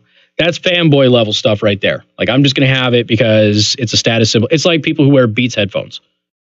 You wear Beats headphones because it's a status symbol, not because it sounds good, because it doesn't sound good. It sounds like butt. And I came very close. There was a Black Friday sale for Beats headphones. Not the headphones, but the earbuds. I came really close to get, because they're like $27. And I'm like, for $27, that's an okay earbud. But then I was like, nah, still it's. But their earbuds cost the same. Right, the earbuds cost the same as the headphones, yeah. But the headphones weren't on sale. It was just the earbuds that were. Well, I nobody can hear you, but just arguing. But they sound terrible. Okay, they sound bad. They just sound bad. All right, 574-25-95-95-3. That is 2595953. That was an aside. It's a good question because I think it's relevant to some of the stuff that I've talked about for the past couple of months, in spite of this not being a tech show. Now, okay, so here's what I'm going to do. I'm going to add on to that. I'm going to keep with tech. Okay. DuckDuckGo, you've heard about on this program many, many times. I recommend you use DuckDuckGo instead of Google for your search because it uses Google anyway. They just don't spy on you like Google does. So if that is a concern, then use DuckDuckGo. Now, it's a silly name, but it's a really good search engine. So anyway, Google has a biased search engine. They've been caught for years. Going back to 2011, we have evidence that Google's algorithm favors left-leaning websites over right-leaning websites, in spite of the right-leaning websites having more traffic, which is supposed to be what gets you higher ranking in Google, even though it doesn't, right? So there's been a lot of this discussion. Now, we just had Sundar Pichai, I guess that's how you say it. I don't know how to say it. Google's new CEO is interrogated by the House Judiciary Committee here about liberal bias in the online search. And Google collects users' personal data and has shared that data with the government and other entities. This is not new information, okay? Recent studies have also proven that Google filters search results with a clear liberal bent, according to lawmakers. There's also multiple third parties, including universities, who have a liberal bent, who have said, yep, Google does this. And Google goes out there and says, no, we don't. But then you have these internal emails that are leaked by employees at Google from Google executives, where all of these Google executives are talking about how much they hate Republicans and conservatives and specific politicians and things like that. And some of them run divisions devoted to voter outreach. And then you have Google going, no, it's just the algorithm. We have no bias. We're not manipulating anything. But then it's hard to take that seriously when you look at the evidence. And then you look at the words of the people running those departments. Okay. It becomes, now, it's not even really tinfoily, but, kind of conspiratorial, but you can have a bias and still do things fairly, but the evidence suggests that Google is not doing that fairly. That's where DuckDuckGo comes in, because DuckDuckGo has joined the critics of Google, and they have data that proves that Google uses unfair political bias. Quote, Google's collection and use of personal data, including location, which is then used to filter specific search results, is having an effect akin to the effect of political bias. That is the DuckDuckGo CEO, Gabrielle Weinberg, to Business Insider. A DuckDuckGo study found vast differences in search results when searching for the same keywords like gun control or immigration. If you live in this zip code, we're going to show you the NRA. But if you live in this other zip code, we're not going to show you the NRA, Weinberg explained. He said that the effect puts the whole zip code on a filter bubble, keeping information from users. So if you live in a certain area of the country, they will filter the results based on your location instead of just giving you the results that you could be looking for. If you're doing a research paper or you're trying to find an article or something like that because you're trying to fact check a friend on social media or whatever, or if you're this poor guy who's struggling in the text messaging to disprove what I'm saying, you're trying to go ahead and do that. Well, Google is messing with you by changing the results. So instead of you just finding the most relevant stuff nationwide or worldwide, they're basing it on what they perceive to be your political bent based on your zip code. Weinberg pointed out that Google's biased influence is vast. You're potentially influencing tens of millions of people, he said. Every month, over 1 billion different people around the world use Google, searching for facts and answers and truth. Not only does Google directly affect them and all those they influence, but the internet superpower promotes or censors information that those billions of people see, wielding a power that could literally influence the course of nations. Now, keep in mind, DuckDuckGo is a competitor, okay? So, but everything they've said can be backed up with actual hard evidence. And when you take a look at the way that Google has kind of done this in the past, you look at their other products like YouTube and the bias that has been shown on their other platforms and their other products, and it becomes pretty darn clear that Google is manipulating things, at least in an unnatural way. If you don't want to say it's full-blown, we're promoting liberalism versus conservatism, if you don't want to say that, that's fine. But if nothing else, the evidence seems to suggest that they're filtering results based on where you live because they assume you lean a political way based on where you live. So very interesting stuff. To have another search engine kind of come out there and go, yeah, no, Google is totally doing this, especially since DuckDuckGo uses their infrastructure. 574-25-95-95-3. That is 2595-953. MNC News Time is 4:31. Time to check out Masters Heating and Air Conditioning online at mastersheatcool.com. Masters gets there faster. This is Michiana's breaking news and weather station.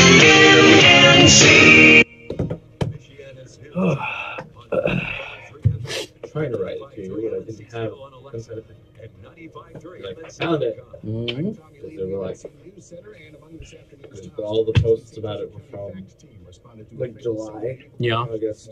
So this has to be the one talking about. Okay. Define X. Yeah, President's talking about drugs coming across the border right now. He's got some Border Patrol officials talking about it. The car was on fire when officials arrived. The collision happened near a curve in the road at Fillmore. That's 95.3 MNC's John Zimney. There's no official word on the cause of the crash. And LKQ needs some parts before they can reopen. Some building parts. You'll have to pick up your parts somewhere other than LKQ on Lafayette Boulevard for a while after the crash on Wednesday morning that damaged their entrance. General Manager John Love told ABC 57 the repairs will likely cost several $1,000s, and he's in the process of working with the insurance company, but he says they will be back.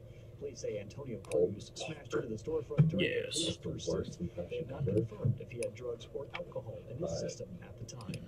I wish Alexa would put a little bit more oomph into her little Easter eggs. When you tell her I'll be back, she goes, "Hasta la vista, baby." It's like, come on. And then her con one is the equivalent of what's his name who played Anakin.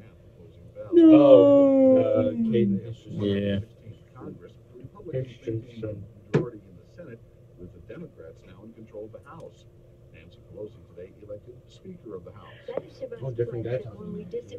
Yeah, he's cycling through them. Didn't even tell for a minute. I think all he realizes he's wearing a different color shirt and tie. Yep. They all look the same. They all look pretty similar. Damn, 3 ball guys that look like they're runners. Four. There's one behind. Oh yeah. There's one behind. He's the only one that looks a little different though. But yeah. He has eyebrows. That's funny. That is pretty funny. That's the uniform, huh? I guess so. There's a bunch of people from Border Patrol that are up there, They all don't look like they're all fully Caucasian. No, well, there's a lot of people in the Border Patrol who are Hispanic. A lot of people. Which makes sense. You know, speak the language, that sort of thing, relate to the culture, and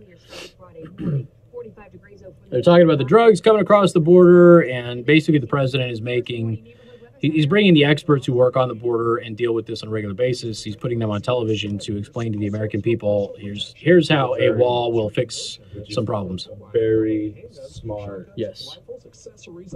Tactic. Which is not the word I want to use, but it's the only one I can think of. Well, if he's I assume he's going to take questions here in a little bit. So if he's still on when we come back, we'll just go to him.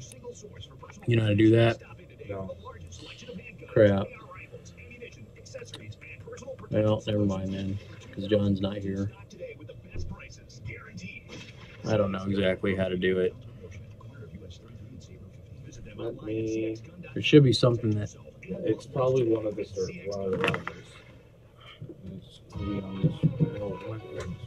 From the Fox Business Network, all Wall Street and major averages closing me sharply on lower on second the weak manufacturing report and lower revenue guidance from Give Apple. me a Among second, the Dow I could winners probably today, figure it out. Verizon and Walmart. The losers include Apple and Intel, with the Dow closing down 660 points. The Nasdaq snapping its 5-day winning streak to close down 202. S&P 500 down 62. And Apple Age-related macular degeneration. today, with the shares falling close to 10% for its biggest one-day percentage decline in 6 years after the iPhone maker slashed its quarterly revenue forecast for the first time in more than 15 years. Oh, wait. They're all fine, Studio but television? they're not going to stop the problems that this country has. There you go. You want to listen to Judge Judy? I can do that too. No. Come to the United States, and that has Shouldn't even be on. By the partial government shutdown and by the She's a terrible judge. part-time jobs coming to Every time I hear somebody go, Judge Judy of the Supreme Court, I'm like, no. She works, first of all, she works in civil cases. She's not criminal. She's a terribly biased judge. Terribly biased. Are introducing a new wonder pill, super beta prostate P3 with 3 So I figured that out. Great for your prostate. Okay. Celebrate your first Oh, 30 he days leaves. supply is free. Later, fools! P3 advanced Basically coming in, be like, yup, here's DHS and Border Patrol telling you what's up. And then he bounced. No questions.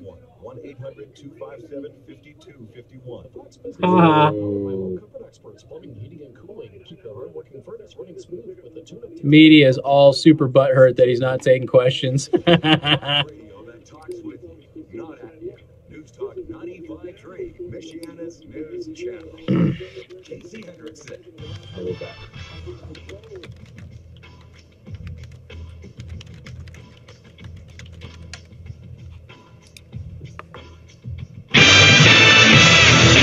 And good afternoon. Thank you for tuning in. News Talk 95.3, Michiana's news channel. I'm your host, Casey Hendrickson. Phone number 574-25-95-95-3. That is 25-95-953. You can also send a text message to 45364. Please put MNC at the beginning of that message. The President of the United States is wrapping up a press conference.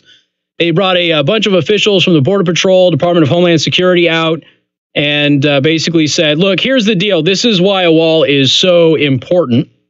And he had officials go over, the statistics, some drug numbers, that sort of stuff. We weren't able to hear the entire thing. We got little bits and pieces. I'm reading other stuff. And then he ended it. And he walked right out, and the press was super butthurt that he didn't take any questions. Were really mad at him, yelling questions at him as he was walking out of the building, and the president just bounced out. But we're talking about, again, smart strategy. If you go back to the days of John Boehner in the House of Representatives, when Boehner was Speaker, one of the things that Boehner did really, really well was not fight anything. And when I told people the first time that Boehner was a golf buddy of President Obama's, there was a lot of people who thought that I was making that up or somehow just attacking Boehner for no reason. And then we ended up finding out after Boehner left Congress that he, in fact, is a regular golf buddy of President Obama's and that he would have to sneak onto the course with him in order to go ahead and enjoy his time with the president without anybody knowing about it to avoid the political imagery that would be associated with that. So, of course, I got none of the apologies I was owed from some of you, just so you know, but I still got to go ahead and do the whole little thing out of my chin. So we have we got the president doing that thing today. Press is upset that he's not answering questions. But again, in the middle of a fight where the Democrats have come into the 116th Congress and the Democrats have already rejected every package to to reopen the government because it has border wall funding. And the Democrats said, we're not going to open the government if there's any funding for the border wall. We're not going to do that. And the president saying, well, look, you're going to fund the border wall or the government stays shut. It's that simple. Your job and my job is to protect the American people. This was something that you have blocked for 2 years in conjunction with some of the Republicans, many of whom are not even in Congress anymore. They have chosen to resign because they don't support strong border security, Paul Ryan among them. And he says, this is going to get done. This is my job. This is your job. And I'm not going to do the game that I've done with Republicans, because Republicans kept doing this. You know, for the past 2 years, Republicans said, Mr. President, don't dig in here. We have to get past this thing here. Mr. President, don't dig in here. We have to get past the midterm election. Mr. President, after the midterm elections are done, whatever the results are, we'll get it done before the new Congress comes in. None of that ever happened. Okay, so the president's been constantly playing ball, trying to wait. In the meantime, you go back 2 years, you got the Democrats going, we will block any and all border wall funding that we can. And they have. They've blocked it. Sometimes they were able to do it procedurally, and other times they were able to form alliances with open borders Republicans and block it that way in the Senate. So now that the Senate is much more firmly in control of the Republicans, but they've lost the House, there's really no chance of the Republicans forcing the issue. So they did get the seats that they needed in the Senate, but they lost the seats that they needed to retain in the House. So now there's this power balance that is happening, and this also sets the tone for the next 2 years. You know, so whoever wins this power battle that's going to set the tone for the next 2 years on how things are going to go. And the president knows this. Mitch McConnell today said that it was dead on arrival. The spending package that was just passed by the House that would reopen the government without border wall funding, he says, is dead in the Senate. So again, if you are looking at this legitimately, okay, and trying to look at it from an unbiased perspective here, the Democrats are trying to make this a Republican problem, all right? Whereas it's really technically not. Always when you have a shutdown, there's both sides to blame here. But the president's got 2 years of, I am supposed to have this done. I've been promised this and it's not happening. And having people in his own party kind of sabotage that. And now he's forced to deal with Democrats who never wanted it to begin with and have vowed to fight against it no matter what. So the president's position is, I have a job to do and you have a job to do, and let's do it. Until we do this, nobody else is going to work. It's that simple. He stayed through the holiday break. He kept waiting for Democrats to not go on holiday break. Democrats went on holiday break, folks. They did. And again, the imagery of that, you know, the president sitting in Washington, D.C., tweeting out periodically through the Christmas break and going, hey, I'm still here waiting for the Democrats to make me an offer. And they haven't. And the Democrats are on vacation while simultaneously saying, how dare the government be shut down for 13 days and that sort of thing. Well, the president's sitting there with a pen. You know, the imagery is very, very profound. And so when he comes out and he has the experts on the border, DHS officials, Border Patrol officials saying, here's the problem with drugs, here's a problem with gangs, here's a problem with migrants, you know, we have to fix this, and a wall is a good way to start doing that. And we're only talking about $5 billion. That's the thing. You know, we're not talking about $100 billion, $200 billion. We're talking about $5 billion, which is nothing when it comes to the American budget. And Democrats are pretending that this is a budget buster. And of course, it's not. And everybody should know that it's not. So as we continue to watch this battle unfold, Democrats are trying to make this the Republicans' fault. And they're proposing legislation that they know has no chance in the Senate whatsoever, because they want to be able to make that argument to the American people. Now, right now, that's not working. Most people are blaming the president and Democrats for the shutdown. And really, that's kind of where we're at. The Republicans in Congress are kind of skating through, and nobody's really blaming them at this point in time. So it'll be real interesting to kind of see how this all shakes out. But the president, I think, strategically, it's a good move. All right, let's just bring the experts out there. And because remember, Democrats have spent the better part of the past 2 years saying we have to listen to law enforcement. We have to listen to the intelligence community and the defense community. We have to listen to them when they make these assessments. OK, cool. Here's the DHS people and the Border Patrol people making the assessment that we need a wall. And all of a sudden the Democrats are going, OK, we can't listen to them. So the imagery, again, is there. And this is the first time in this debate that we have had for several years where the president or the head Republican, if you will, on this issue has actually fought it, as opposed to just staying quiet and avoiding the cameras and letting this whole thing kind of play out. So it's nice to see, but ultimately we don't really know how this is going to end. 574-25-95-95-3. That is 2595-953. You can also send a text message to 45364. Please put MNC at the beginning of that message. I noticed that Greta Van Susteren and Cheryl Atkinson had gotten to an exchange on Twitter. Now, if you are a fan of good journalism, you should follow both of these women because they are two of the absolute best. And look, when you're fired for not being biased enough, I think you're doing a good job, right? And that's where both of these women kind of found themselves in recent years. When Greta left to go to MSNBC, there was first of all, there's a lot of us that went, why would you do that? You know it's not going to work out there. And there was a part of her that was like, hey, maybe I can bring some credibility and be that voice there at that network. And they didn't like that. They hated it. And even though her ratings were up and she was doing well, she was canned as a result. So Greta Van Susteren started talking about something that I told you about a year or two ago. Now, for those of you who don't know, my ability to broadcast to you, your local television news channel's ability to broadcast to you, your cable news channel's ability to broadcast to you, your network news channel's ability to broadcast to you, has nothing to do with the First Amendment of the United States, has nothing to do with freedom of the press, has nothing to do with any of that. There is something that we all have to have in order to be able to do that free on the airwaves using government airwaves to you, okay? And that is an FCC license. We all have to have that. So when we get the FCC license, we have to abide by certain rules. Now, we all have the right of freedom of speech, and if you are a journalist, you have a right of being a journalist and to go out and investigate, write about it, talk about it in a platform.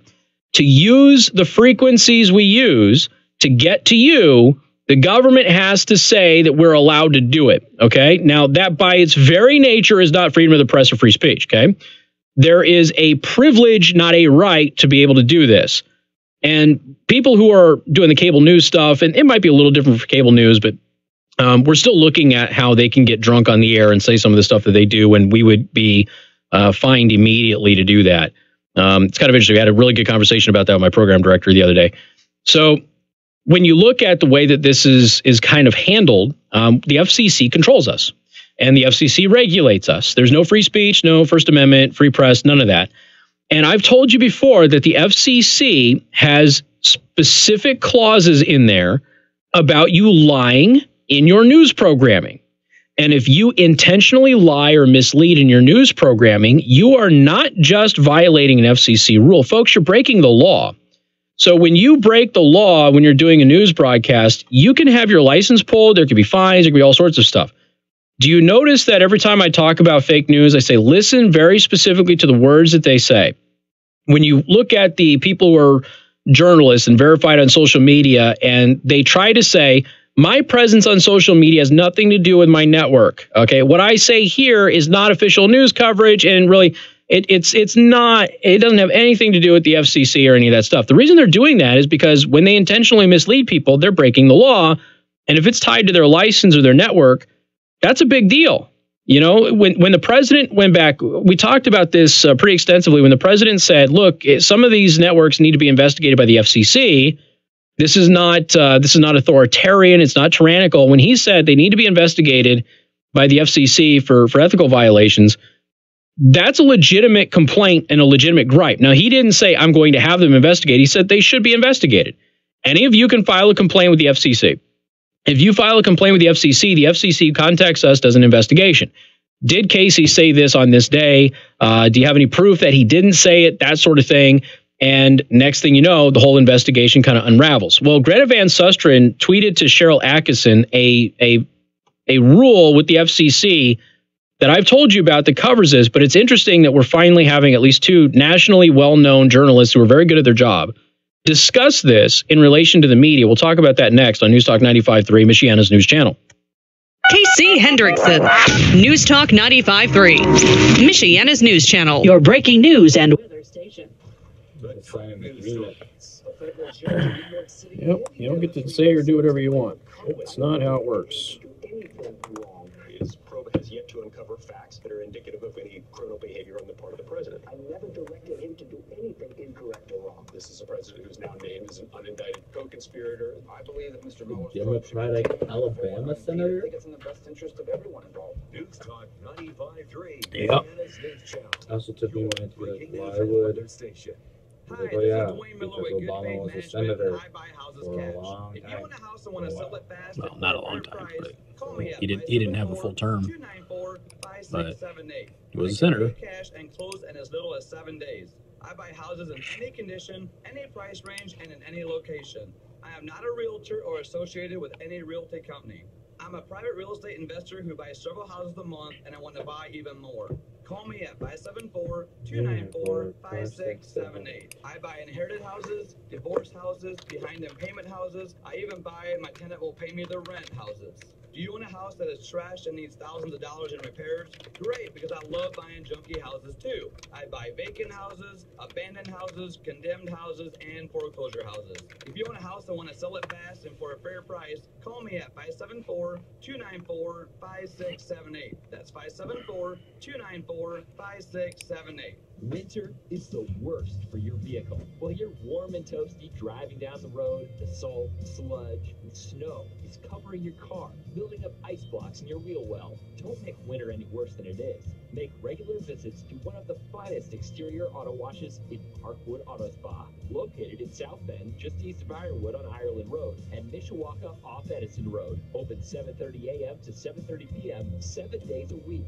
And this winter season is a perfect time to take advantage. Big savings are available with unlimited monthly car wash packages starting at just $15.95. Visit one of their locations or go to parkwoodautospot.com for more details. And don't forget to download their new app with new and exciting things coming throughout the year. Keep your car happy and clean this winter with Parkwood Auto Spa's unlimited monthly car wash packages starting at just $15.95. Good at both of their locations in South Bend and Mishawaka. See parkwoodautospot.com for more details. Parkwood Auto Spa. Come as you are. Stay in your car. Maybe it's the cold winter ride you take because he has to hang his head out the window. Maybe it's the first fish pulled from the ice when she was teeny tiny. Maybe it's that warm, fuzzy feeling you get when you pull in that old familiar driveway. Maybe it's the ones you miss dearly and wish you could hug just one more time. No matter where you go or what you drive, build memories together this season. Yeah, Ann Coulter thinks that he will cave, and she's got no reason to believe otherwise. They always have caved. Tune in weeknights 9 till midnight on News Talk 95.3, Michiana's news channel. Your breaking news and weather station.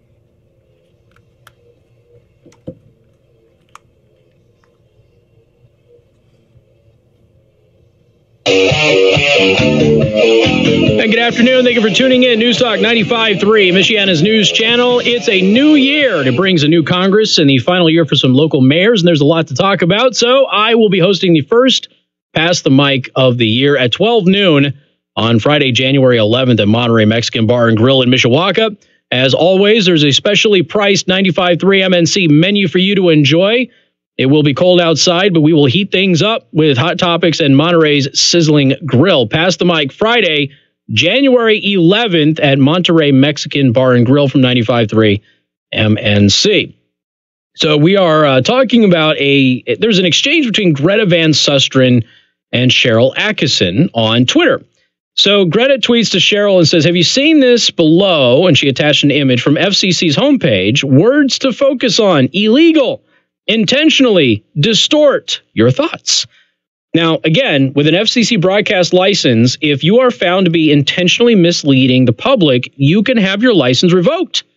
And when the president brought this up several months ago, and everybody's like, oh, he's attacking the press. No, he wasn't. He was specifically addressing their license and their broadcast license, and he was 100% correct. And there was a couple of us in media that actually addressed that. Everybody else just kind of collectively lost their minds and pretended this was some authoritarian act. The FCC is prohibited by law from engaging in censorship or infringing on First Amendment rights of the press. It is, however, illegal for broadcasters to intentionally distort the news, and the FCC may act on complaints if there is documented evidence of such behavior from persons with direct personal knowledge And then for more information, they link to the consumer guide. Now, this is directly from the FCC website. Now, I've told you this before. What is nice is to see two very well-respected journalists kind of address this in a public forum. So that's what Greta tweeted to Cheryl. Now, Cheryl responded. She says, I think there's more than enough evidence of intentional distortion in some instances, but have given up on the idea that our government will act on such laws or rules unless it is to certain interests benefits and not others. You, question mark. And at that point, Greta says that I think journalists should police journalism more. I agree with this. And give no professional courtesy to sloppy journalism. This is a great point. Do you remember this recent story about Manafort meeting with Julian Assange from WikiLeaks in the embassy prior to the election? Okay, that came out from Politico, right? And two journalists wrote on that. And then when it became clear that Manafort had not met with Julian Assange because, passports and stuff, once that became crystal clear that their entire story was false, what you saw, instead of people going, how can they be this sloppy and how can they not do their due diligence to contact the embassy and contact Julian Assange, instead of journalists doing that, there were whole articles written about how the Trump administration was probably intentionally deceiving these journalists in order to discredit them. That's a huge difference, because even if the Trump administration were intentionally trying to deceive them, they should have caught it if they were doing their job. But they weren't doing their job. And they published a fake news article that got a lot of traction for several days. And I'm sure there's still people out there listening right now who believe it. So, yeah, when she says that I think journalism should police journalism more, or journalists should police journalism more and give no professional courtesy to sloppy journalism, it hurts all of us when even one journalist is dishonest. Now, again, mistakes happen. People are duped. It happens. Apologize for it and move on. Learn from those processes, but you don't double down on it or pretend it never happened. Brian Stelter. Or when even one news executive pushes an agenda on the journalists, which we know happens at CNN based on people who used to work at CNN. We need high standards for ourselves. Cheryl then responds and says, unfortunately, we have devolved into an industry that in some cases invests in one-sided and sometimes incorrect criticism and unethical practices while turning a blind eye to itself. Bingo. Now, I've been trying to tell you for some time now that when people go out there and they are critical, we know for a fact that there is an intentional misleading that happens in many of these stories. We call them fake news.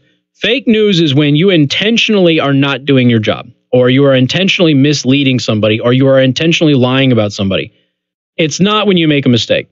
People make mistakes. Okay, journalists make mistakes. It happens. What journalists are saying is that when they go out and intentionally lie to somebody, they say that I was not lying. That was not intentional. I simply was not given all of the evidence and I was duped and I'm sorry. That's it. So they always use this plausible deniability to get out of the actual legal ramifications of going onto their nightly broadcast or writing in their paper or whatever they're doing and looking you in the eye if they're on television and lying to you, because that's against the law. You can't do it. Now, is it a prison type offense? No, but you'll have your broadcast license revoked. You could have a fine. There's all sorts of very real punishments that can happen as a result of doing this. And so if you are doing it, you can absolutely face that punishment. Now, Ajit Pai, who I'm a big fan of, has said, I have no interest in enforcing this. And part of that, I think, is he just wants to stay the heck out of it and allow people to form their own opinions and let the free market of ideas, if you will, just kind of persist. So I'm a big fan of his. I understand why he takes that position. Is it in line with the FCC rules? No, it's not in line with the FCC rules. And I think that when you have a prime example of somebody intentionally misleading somebody, like, oh, I don't know, this guy at Yahoo News, which was publishing Christopher Steele information for the dossier in order to falsely paint a narrative for the FBI that the dossier had credibility, that's a guy that should have all of his licenses pulled, should never be allowed to work in journalism again. Ever. Because he's intentionally misleading and lying to the American people, and he knew that he was doing it at that time. And his actions directly led to an illegal surveillance program against individuals in a political campaign in the United States of America based on false pretenses in which a court was lied to in order to gain that warrant. That's a problem. That's somebody who should never be employed in journalism ever again. But it's not being enforced because Ajit Pai, as the chairman of the FCC, believes free market of ideas. You all fight it out. If you lie, whatever. It's up to other people to expose the lie and deal with it that way. However, the FCC's guidelines very strictly state that you are not allowed to lie to the public. You can get some serious trouble for that. And we know that there is undeniable occurrences of that happening on all sides, at all networks. But because nobody enforces it, it continues to happen over and over and over again. So maybe the FCC has to be called the Gestapo for a little while cleaning things up. And that's what nobody wants to happen. Nobody wants to be called that. Nobody wants to go down that road and face that backlash. So they just let things be. And the fake news problem continues to be an issue. Got more coming up on News Talk 95.3, Michiana's news channel. WTRC and HD19 South Bend, Elkhart. All right. News Talk 95.3, Michiana's news channel. A White House surprise. I'm Lisa Brady, Fox News. I just want to start off by congratulating Nancy Pelosi on being elected Speaker of the House. It's a very, very great achievement. President Trump moments ago making his first ever remarks from the White House briefing room, saying he hopes to work together to get lots of things done. The more was he by Border Patrol officials. Day 13. Well, he had them go into some other stuff. You will, but without a wall, you cannot have border security. It won't work. All right, I'm going to go ahead and play a commercial. I'll go get some more coffee. I'll be right back, okay?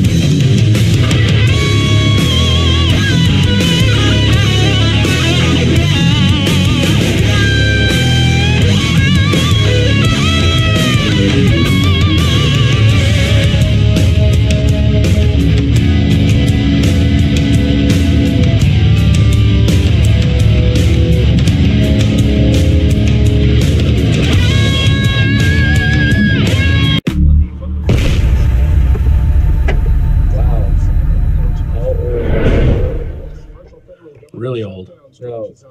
Yeah. Really old. Indiana is definitely one of those on not Facebook. impacted all that much. According to a study Wow. from the Wallet Hub, the Hoosier State is the fifth least affected state in the union by the ongoing gridlock. I know all of the memes of people making the stupid faces, saying, "Oh, I'll see you next year. Oh, I haven't seen you in a year." You know, that sort of thing because of that change in the year.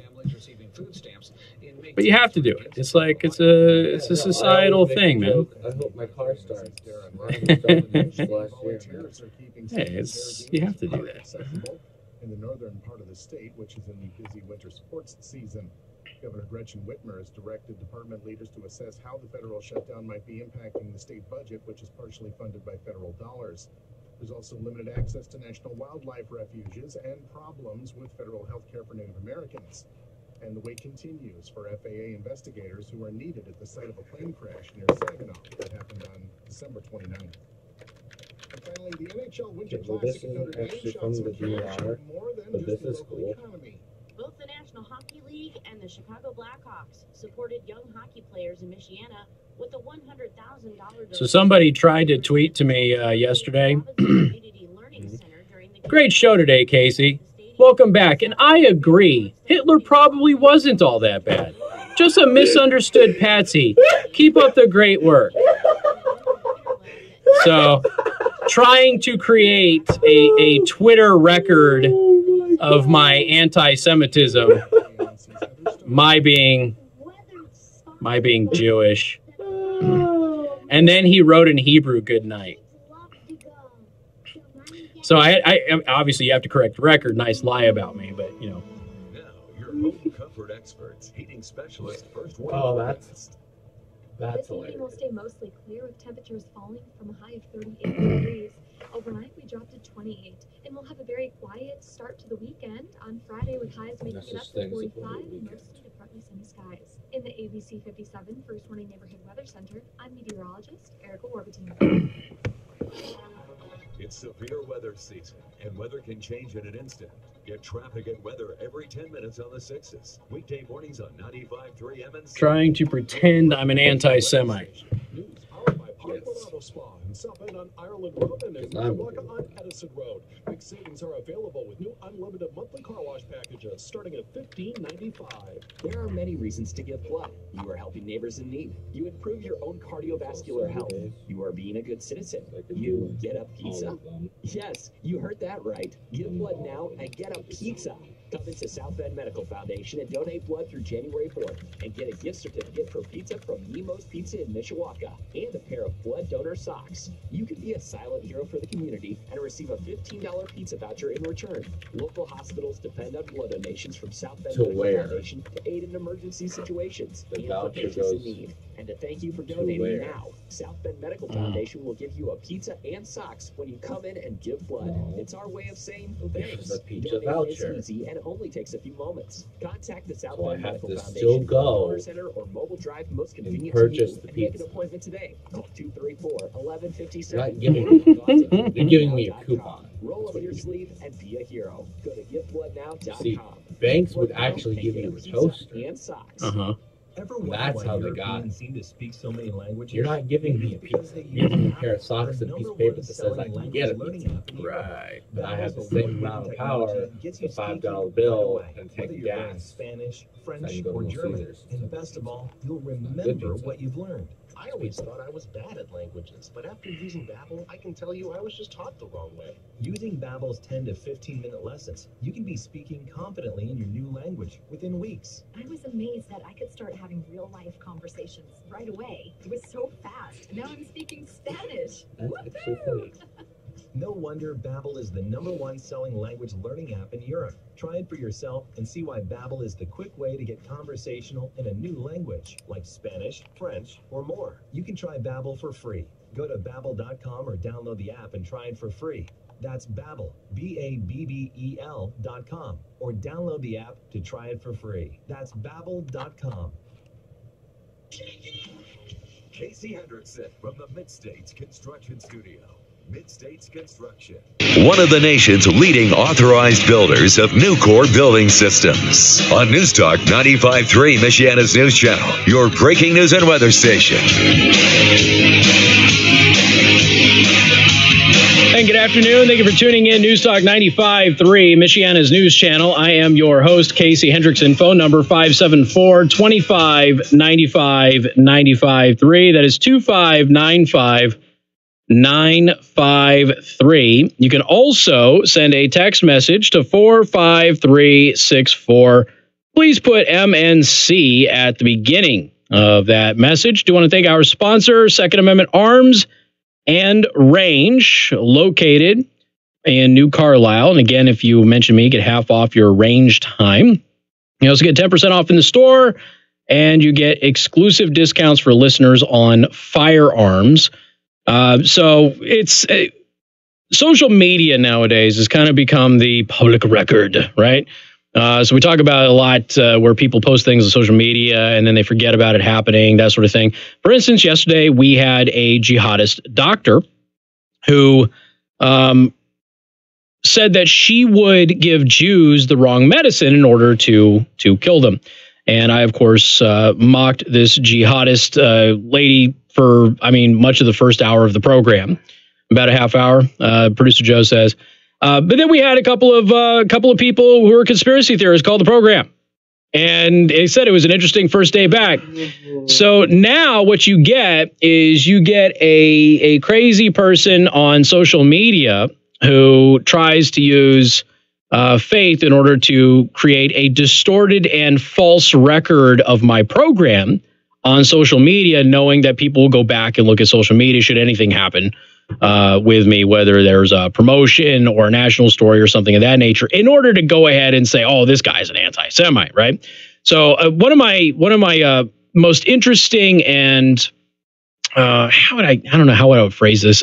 Most telling encounters in radio was in one day, I got called an anti-Semite and a Jew bootlicker in the same show by callers. It was the same show. Literally the exact same show. And I'm a quarter Jewish. I usually have a menorah around. I always wish everybody happy Hanukkah, that sort of thing. But I'm a Christian, so I celebrate Christmas. Just always been there. My family fled the Nazis and they fled the Bolsheviks. So I've got a very interesting history. Okay, so it's always funny when people call me an anti-Semite. So this idiot on Twitter goes, "Great show today, Casey. Welcome back." And I agree. Hitler probably wasn't all that bad. Just a misunderstood patsy. Keep up the great work. And then in Hebrew, he went ahead and he wrote good night. So again, trying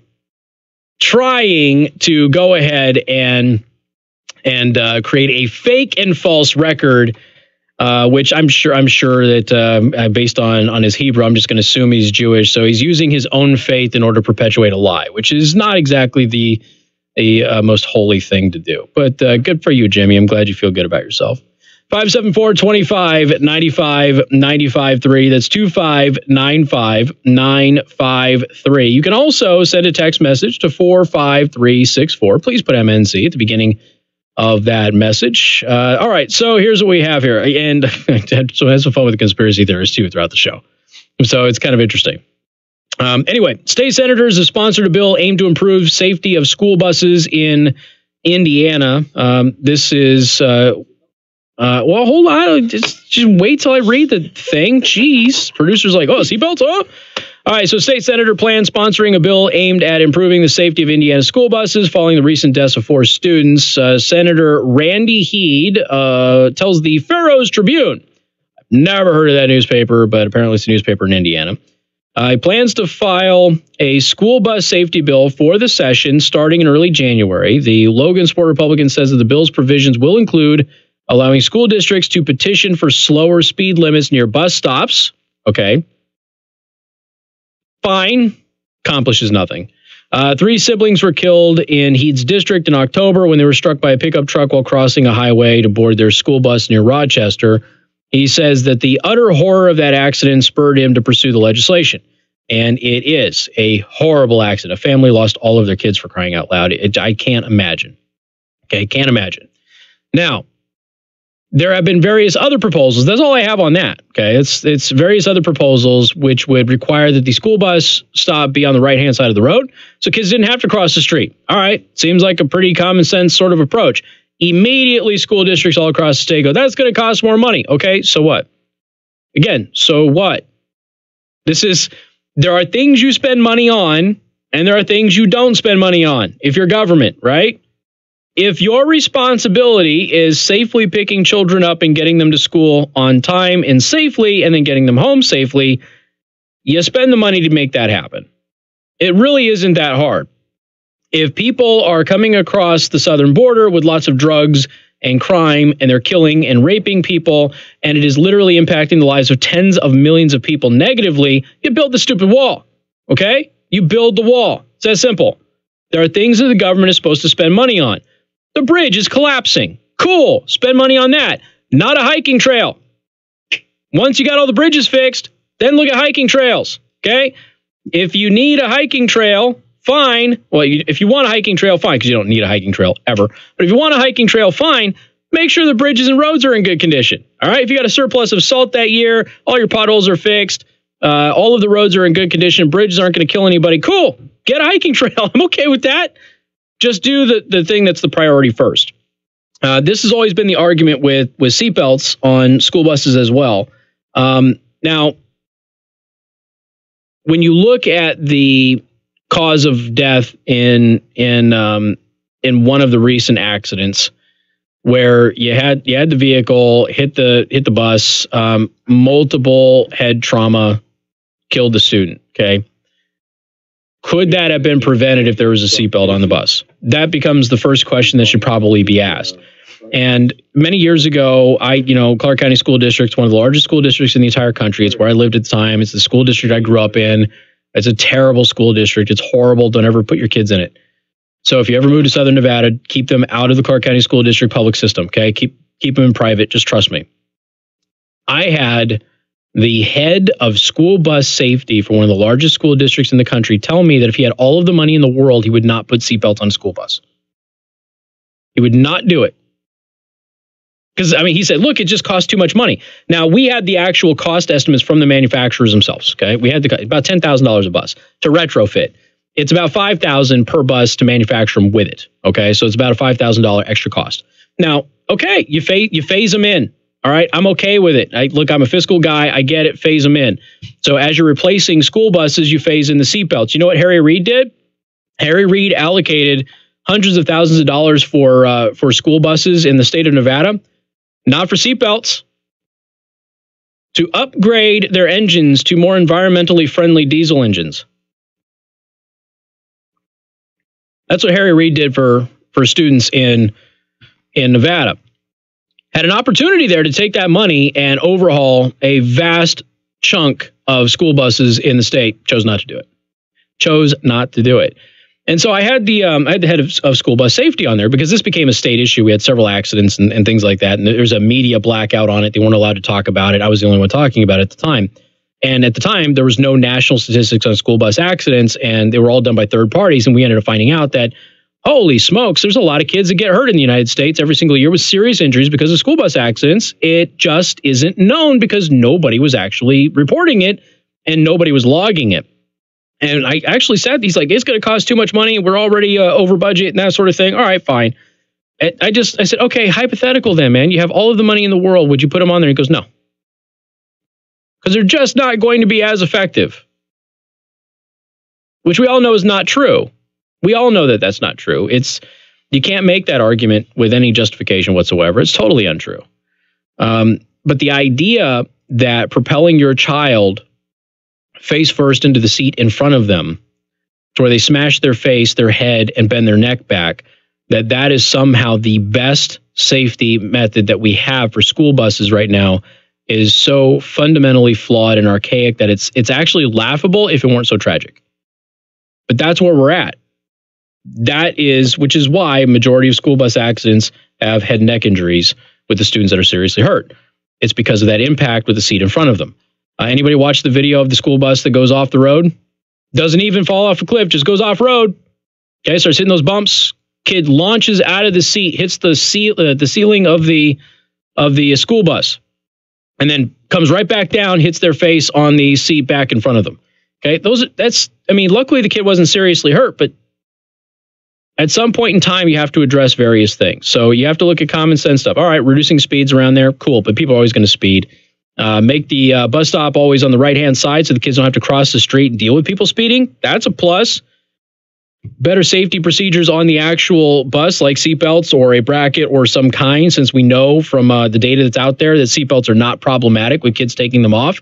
That was always an argument. Oh, kids are just going to take them off anyway. Turns out the kids are better behaved on school buses when they have the seatbelts and they don't take them off. Go figure. So that argument's been completely neutralized. So at some point, you're just going to have to say, all right, we're going to spend money on this and we're actually going to protect our kids. Now, we're going to talk about Marjory Stoneman Douglas High School here in this hour because they finished their report on the shooting. Now, keep in mind that school had enough funding to do all of the security procedures that would have prevented that shooter from getting on campus and killing those kids. And they chose not to spend it. They chose not to use that money for security. And now people are dead as a result of it. And for the 13 years that I have been talking about this, kids have died as a result of not doing basic security procedures on school buses. Now, what do you think that does to a society? That's not the right way to phrase that. How are we as a society if we say that our kids are the most precious thing in the world and we need to change policy to protect the kids, but we won't spend the money to actually protect the kids? We'll take things away from other people to try and protect the kids, but we won't spend the money to protect the kids. So we'll take your guns away from you, even though you haven't done anything wrong, and AR-15s kill almost nobody in the United States every single year. We'll take your guns away from you, but we're not going to spend the money to make sure that the doors lock in your school so that the shooter can't actually open the door and kill anybody. What does that say about us as a society? We're more interested in politics and pandering than we are about actual safety. We've got some phone calls on this and some more stuff coming up. News Talk 95.3, Michiana's news channel. KC Hendrickson, News Talk 95.3, Michiana's news channel. Your breaking news and weather station. When that story broke, first thing you said, "Oh, I'm going to have to talk about you." Yep. First thing you said. Yep. On Friday, January 11th at Monterey Mexican Bar and Grill in Mishawaka. As always, there's a specially priced menu featuring all of my favorites. It may be cold outside, but we'll heat things up with hot topics and Monterey Sizzling Grill. Pass the mic with me, Casey Hendrickson, Friday, January 11th at Monterey Mexican Bar and Grill from 95.3 MNC. The iPhone XR is the current flagship model. We made is the finest American-style tapas food in Michiana. Surrounded by craft beer, XR. Well, it's their newest. The iPhone X, I guess, would be the flagship. And then the XS and the XR is two quote-unquote spin-offs. Yeah, they're upgraded models going up to 250 gigs of data. And then somebody released this thing where it has the lightning port, the lightning plug-in. Mm-hmm. It's basically an SD card for iPhones because you can't put extendable memory into an iPhone. Explore our menu, buy gift cards, or make a simple dinner reservation at TemperGranger.com. I was like, oh, so it's an SD card. Unforgettable dining experience. Michiana's news channel. Would you like to talk to Casey? Food is too good to break bread in a bad mood. Temper Grill. Food with attitude. Sure. Hey guys, don't mind me as I interrupt your radio program. It's Sue Cosner, sexual health expert on men's performance in the bedroom. Do me a favor and don't touch that dial. That's a mistake. If you've been listening to this radio station, you've probably heard a compelling radio ad for Noxitril, the potent all-natural male enhancement pill. Men constantly reach out and ask me, does this Noxitril really work? Or is it just another scam product? Why I should can he tell you, there's nothing better than call this Noxitril. person? I recommend this super pill to men everywhere. It will transform your life in the bedroom once and for all. Strong, powerful results that increase your blood flow fast. No prescription, no side effects. Just imagine Viagra on steroids. So call Noxitril now and take advantage of an incredible free bottle offer shipped discreetly to your door. Find out how to get a free bottle of Noxitril while supplies last. Call 800-450-1381. That's 800-450-1381. Free bottle for limited time. So call now. 800-450-1381. 800-450-1381. I will pass along the message to see disgusting thing that what he figure says. out their HR benefits. They'll tell you about it Friday morning on Michiana's Morning News. The Mark Hill on News Talk 95.3 MNC.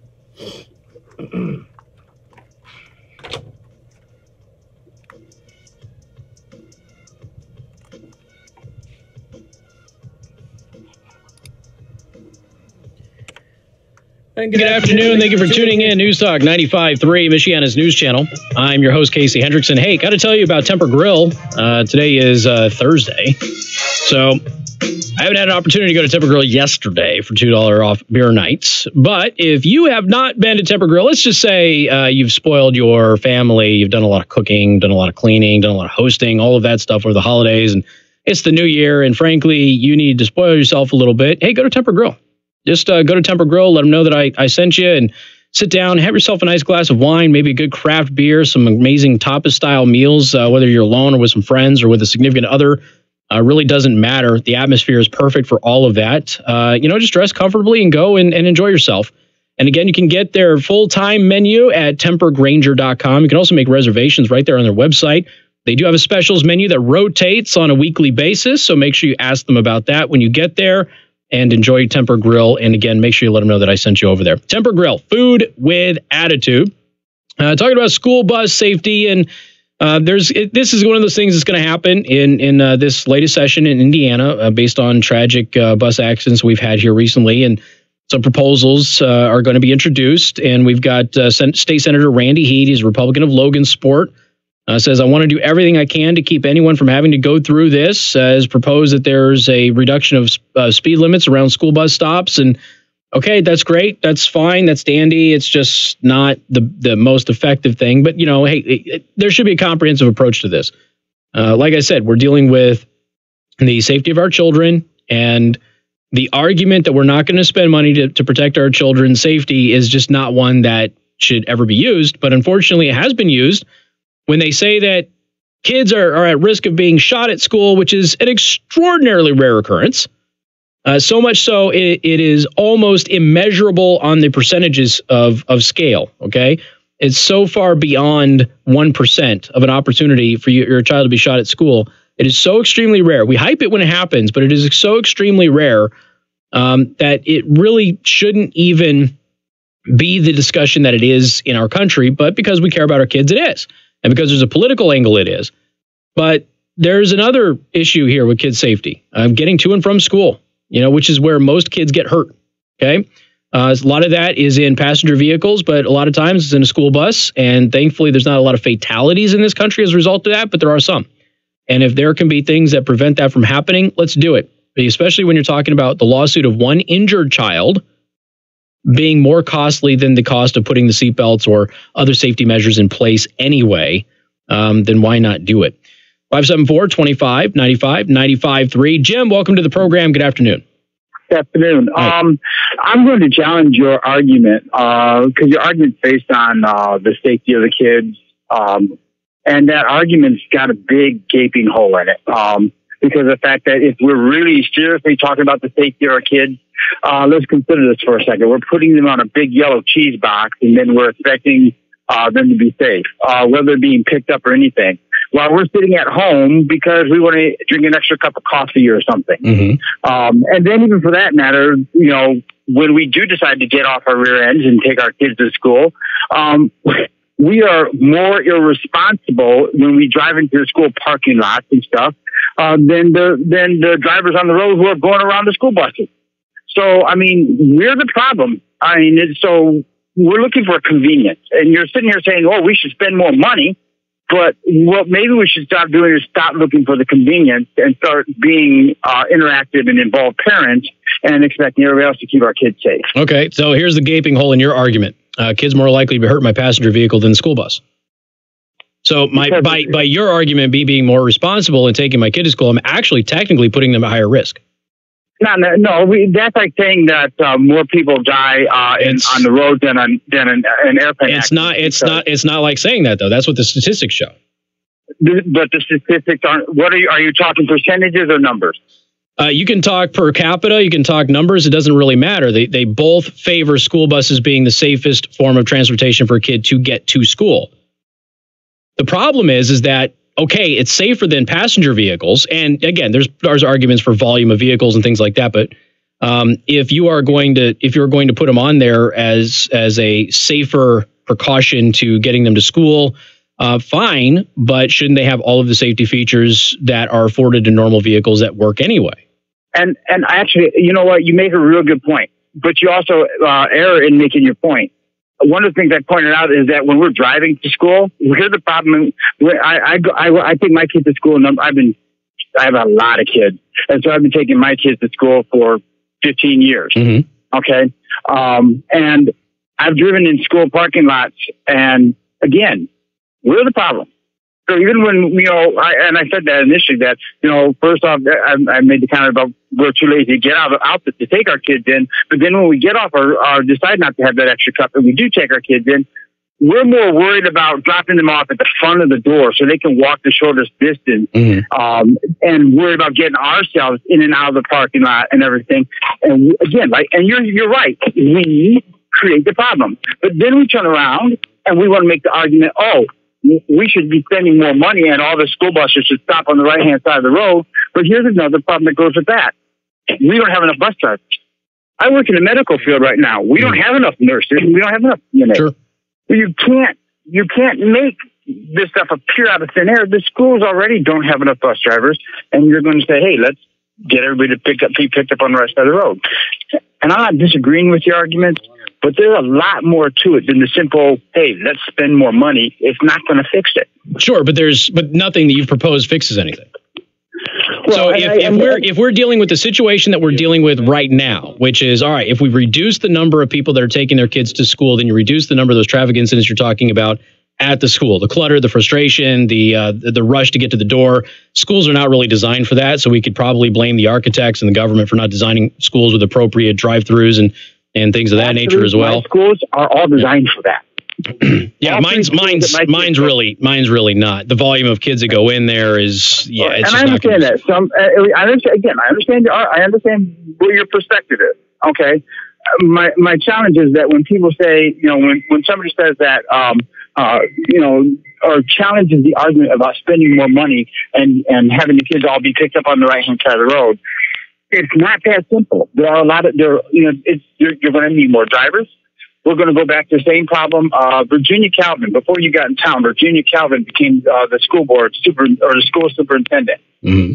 She did what everybody wanted her to do, and she got was going to get everybody off the buses within an hour, and got all kinds of garbage because of it. Everybody, it's not as simple as just saying, "Hey, let's just get everybody picked up on the right side of the road." When the schools say it's going to cost us more money, they're also recognizing you're going to need more buses and more drivers. And guess what? They don't have enough buses. They don't have enough drivers now. All right. Fair points, Jim. Appreciate it. Although moving the bus stop from the left-hand side of the road to the right-hand side of the road is the same bus. Let's see. Michael, welcome to the program. Hey, how's it going? It's going well. The way to solve this problem that you're talking about would be to just have smaller schools in the communities where these kids can walk to. If they're in a large building, they could have a school in the building. They wouldn't have to leave it at all. You wouldn't have to worry about traffic accidents like busing. Maybe Brown versus Board of Education had a lot to do with this, where they would take children and bus them to the school that they wanted them to go to instead of the nearest school. And they did it based on race. It was all racially motivated. And that depends on the community. Here, it seems to be less motivated. Where I'm from, that's a big deal, busing people for diversity across town. So that happens where I'm from. I don't necessarily see that happening a lot here, but I could be wrong. I don't know. But the solution, the problem's all manufactured based on the size of these schools. They just seem to keep making them bigger and bigger. Look, it's at the end of the day, so we're getting into philosophical arguments about changing the entire educational system. But how about this? We have buses. Kids get on buses. Make the buses safe. Well, okay. Let's not overthink it. Let's not overcomplicate it. Let's fix one problem at a time. And we'll save the school district's money too, Michael. We'll save the school district's money because of the lawsuit situation. They got more coming up. News Talk 95.3, Michiana's news channel. MNC News Time is 5:32. It is time to check in. Masters Heating and Air Conditioning online at mastersheatcool.com. Masters gets there faster. This is Michiana's breaking news and weather station. Do what? Your mom has your bank card. Side door? That's what she said. I'm Tommy Lee in the MNC News Center, and among this afternoon's top stories, the St. Joseph County Fact Team responded to a fatal single vehicle crash this morning.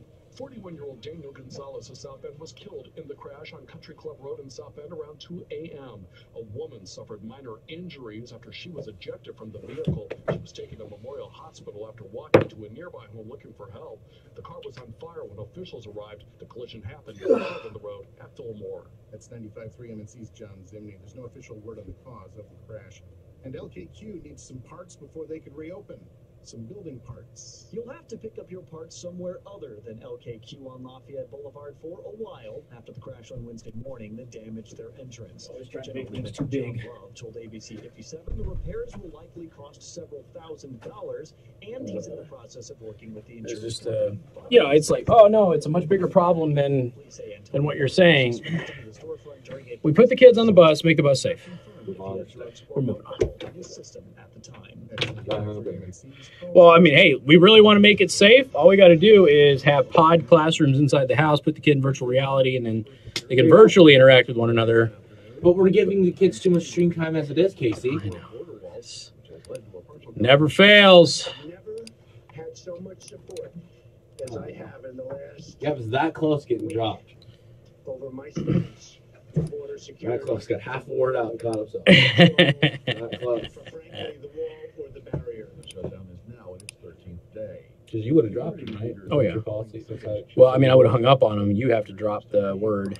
I can't. Right, I can't drop that's what the I mean word. by you dropping him. I would have dropped the word, yeah. You want to hang up first, and then you want to hit the dump button. Because if you waste your dump buttons before you hang up and he cusses again, you have no dump. Yeah. Occupants were black. Manhunt continues for the gunman. This is Fox News. Weather sponsored by The Prime Table. No, I picked up the phone and I was like, "Hi, do you want to talk to Casey?" He's like, "Is this Joe?" I was like, "Yeah." He's like, "Can you come get Casey's bank card from the side door?" I was like, "Who is this?" He's like, "Oh, this is his mom." My wife said sorry. It's okay. I was just fielding calls from available people calling in and other things. This guy's already kind of crazy. It's powered by Temper Grill. Make plans this week to experience the Funny. unmatched style of Temper Grill. Seating is limited. Call or visit tempergranger.com today. When we say food with Okay. ABC 57. Okay. I wish y'all could see what I'm seeing. Oh my God! What the hell? Experience that changes every week. At the time of the year, and his mood will always satisfy your taste buds. Visit Tuesday. They were talking about a soldier who fled to Taiwan. Visit Thursdays to check out So, the Indiana resident list. soldier went quote unquote AWOL. Oh yeah. I figured that'd be something you might want to. Reservations required. Taiwan. ABC just covered it. So. It's probably on their site. That's where you want to go from there. Unforgettable dining experience. Because life is too short and the food is too good to break bread in a bad mood. Temper Grill. Food with attitude. 2019 State Fair will be dedicated to all heroes. 21-year-old soldier who flew from Colorado to Indiana and allegedly killed his wife, then fled to Thailand. Okay, Thailand. So he killed his wife and then he fled. Apple leaving investors with a sour taste on Thursday. Shares of the tech giant plummeting 10% after Senator proposes bill for longer summers. China's worsening economy. That news sparked new fears So you're going to shorten the school year and lengthen the days? Is that what? 660 points. The rest of the market dropped too. Investors also concerned about the manufacturing index. It fell, biggest monthly drop since 2008. Payroll company ADP says businesses added 271,000 jobs in December. That was the most in nearly 2 years. So now everyone will be watching the government job numbers, which come out on Friday morning. love And if that getting a they new job didn't is even your New get Year's new footage. resolution, They're moving using to old footage. Arizona might be a So all of it. solution. At least from April. Just named Scottsdale as the best Because city. Do what? they took a shot from pop-up like billboard sign, like one of those marquee signs that flash on the side of the road, Mm-hmm. and it was from April. You used to go hours without visiting the bathroom. Now it seems like Okay. you're constantly getting up to pee. Listen, the makers So of this Super is- Beta Prostate are introducing That's the shot you want to Wonder use? Pill. Super Beta The shot from Prostate. April talking about Yes, the of course. With 3 key ingredients Absolutely. that are great for your prostate. To celebrate, your first 30-day supply is free. Pay shipping and handling. Get P3 Advanced free. Call 1-800-257-5251. Elkhart Community Schools graduation rates are going up because a lot of kids from Elkhart schools are transferring to other schools in Elkhart. For example, Concord. You know, one of the Which is things why that we see people that are their really numbers into are it so is why high, they can and that's actually why they afford have to a year. expand. They Because see this people building was going built down the road, for about oh my gosh, 1,300 I could grab people. one of those. There's about And 1,600 kids in there. around $100 a month. It's probably higher. It's all about the fun. Yep. Sitting around the campfire with your wife in the evening, or with It also kids, hasn't been remodeled since the beach, early or, 60s having that because the main hall bathrooms are split. but you had a great time. One side Salespeople will to the spend other, quite a and bit one of time side's trying to nicer figure out than the what other. they're wanting to And do you with can an probably RV, where figure they out want to go, why how if they're you know gonna when use it. school was built. And we try to make it real. I don't like high pressure. I don't like having my arms twisted. There you I go. don't like all of the extra costs at the end. We quote a price. That's what it is. We don't play all the typical Such a lovely car building. salesman games. Then like I said, It's nice having it's 2 bathrooms to in bypass such a on giant school in the Highway main 19 hallway. in Elkhart, Not gonna lie. or Yeah. International RV When you wholesalers. know why it's there, Talk radio that talks with you, not at you. News Talk 95.3, Michiana's news channel. Casey Hendrickson. Yeah, Jeffrey, you can get a belt clip. I don't know what kind of belt clip you need, but yeah, sure, I got them. And good afternoon. Thank you for tuning in. News Talk 95.3, Michiana's news channel. I'm your host, Casey Hendrickson. Phone number 574-2595-95.3. That is 2595-953. You can also send a text message to 45364. Please put MNC at the beginning of that message. And again, I want to thank our sponsor, Second Amendment Arms and Range. Again, if you're looking for a basic pistol class, they've got one coming up on January 20th from 12 to 4 p.m. That is a Sunday. And you can call Paul to reserve your spot. It costs $125 for each student. And again, go to secondamendmentarms.net to learn more. All right, so some text messages on the school bus stop issue. Changing the bus stop location ain't going to matter. The kids are still going to have to cross the street no matter what to get to that bus stop. If they live on the opposite side of the street, that's not going to help. Very good point. Somebody else said, so instead of letting a school district decide the dangerous stops that may need to be on the right, you support a statewide mandate no matter the cost. Nope, never said that. And in fact, the previous writer, if you will, texter, who talked about some kids are going to live on the opposite side of the road and still have to cross the street anyway, then if you have these school districts able to go ahead and ascertain, hey, look, do we have a commercial area on this side of the road versus a residential area on that side of the road, that sort of thing. There has to be some discretion with the school zone. There has to be some discussion of it. And like I said, anytime you have a tragedy, you got politicians will run out. They'll propose a bunch of stuff because it's feel good, immediacy, gets them some attention, that sort of thing. But overall, it's got to be a comprehensive sort of a situation.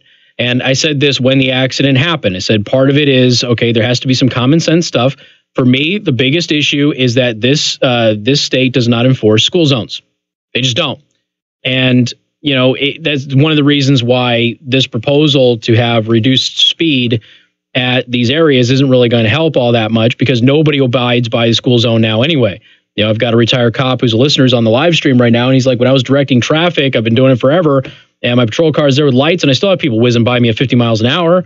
So there's always going to be people who are not going to abide by that. So just reducing the speed limit around bus stops isn't really going to help all that much, because people ignore the school zone speed limits right now, and nobody enforces them.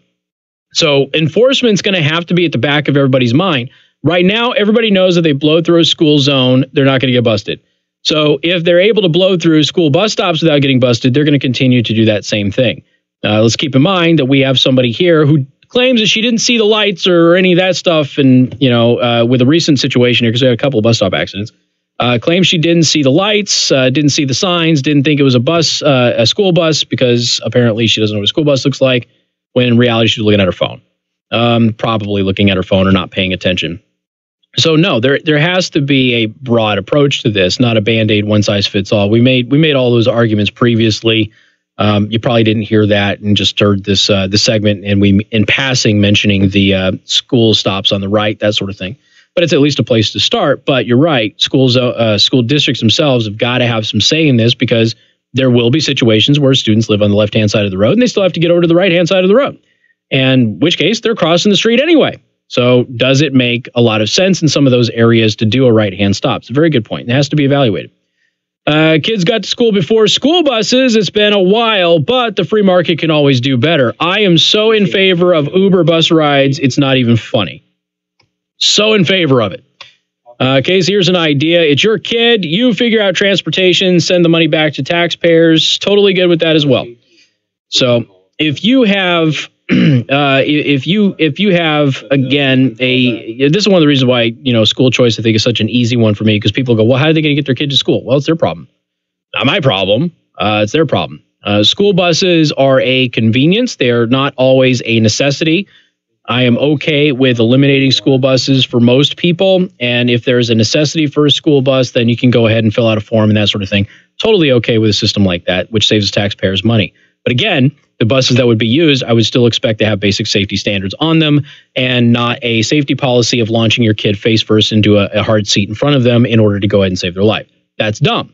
So at the end of the day, I think people are overthinking this. Yes, I agree philosophically with a lot of what you're saying. However, we currently have school buses. Make them safe. Really that simple. And if the lives of these kids, now the ones who were hit at the stop crossing the street, this is not going to affect them. But the ones that died on the bus in the other accident, seatbelts could have saved them. So there's things that have to be evaluated and have to be done. And part of that is enforcement. If the culture of Indiana is to speed through school zones and to not abide by school bus stops because nobody's enforcing it, then we have to change that. And if that means police cracking down on it to where people finally are scared to speed around these things, then okay, so be it. That's what it takes. Maybe that's the camera system that has been proposed, which I think is pretty interesting. Maybe there's some other proposal out there that I haven't seen yet. And we've got like 5 or 6 proposals that are going to be coming out here in this next session that are, a lot of them have promise. The camera system, when the stop sign and the lights are deployed, that's a really good one, because now you have a system that goes out there that records anybody who passes that bus. And if they pass the bus, they get a ticket in the mail. Boom, just like that. Nobody wants to pass a bus anymore. There's enforcement. There's an enforcement mechanism, and it should probably be that way at school zones as well. With lighted school zones. School zone shouldn't just be a sign and a suggestion. A school zone should have a light that says when the school zone is in effect. And if the lights are shining, you obey by the school zone. And there has to be an effective end of the school zone too, which is my biggest pet peeve around here, is that there's a bunch of school zones that start and they never have an end sign. So you don't know when the school zone ends. So then people are just trying to guess when they can actually go the speed limit. And then other people just go, well, I'm not going to slow down anyway because there's no end to the school zone, so I might as well just go through it because I'm not going to spend half an hour trying to get through this thing at 15 miles an hour. So there's a whole bunch that's wrong. Comprehensive approach absolutely has to be looked at, but there are better procedures than others. And like I said, some good points about being on the right-hand side. If a kid lives on the left, he still has to cross the streets. Fair point. All right, 574-2595, 95.3. That's 2595-953. Well, if you are a guy who likes to ask out shorter women, you're going to get in trouble here, according to some officials. We'll talk about that next on News Talk 95.3, Michiana's News Channel. KC Hendrickson, News Talk 95.3. No fake news flash. So we're going to where? 5950? Yes. I didn't. I was going to write it to you. Okay, that's fine. That's good. All right, cool. Gives me more time to yap.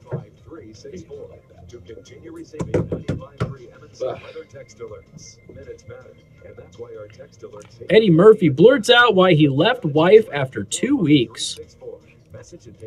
She died. This is Dwayne Miller with Good Faith Management, and I call me Edward. Is she white? If you own a house and want to She's not white. For a fair price, call me up. She's black. That would be funny. Yeah, she's black. 5678. I can pay cash and close in as little as 7 days. I buy houses in any condition, any price. And it's another friggin' clickbaity website that artificially gives itself traffic by having posts of 36 slides. You have to click through every slide, so I'm not going to click through it. So there you go. Spectre G is a knife. Yeah, I've got an extra clip. How do you want me to get it to you? Joffrey. Got plenty of clips, buddy. Did the clip break? Did I get break off? Did you catch it on something and have it break? Condemned houses and foreclosure houses. If you own a house that want to sell it fast and for a fair price, call me at 574-294-5678. That's 574. Because if you're going to install a new clip, I'd recommend you don't take every screw apart. Only that screw, if it's still on there, and then maybe the 2 screws that are next to it on either side of the handle scale, because then you can pull the handle out a little bit, or you loosen them, because if you take the whole thing apart, that spring's going to pop out, and then you're going to probably call me and ask me to reassemble your knife, which I can do, but it's annoying. Yeah, I caught it. Yeah. Make winter the comfort season. Call Home Comfort Experts. Yeah, I mean, I can get it to you if you want to do it. You want to meet me here at work one day and just have me do it, I can do that. Just give me a heads up. I've got to have my drivers with me.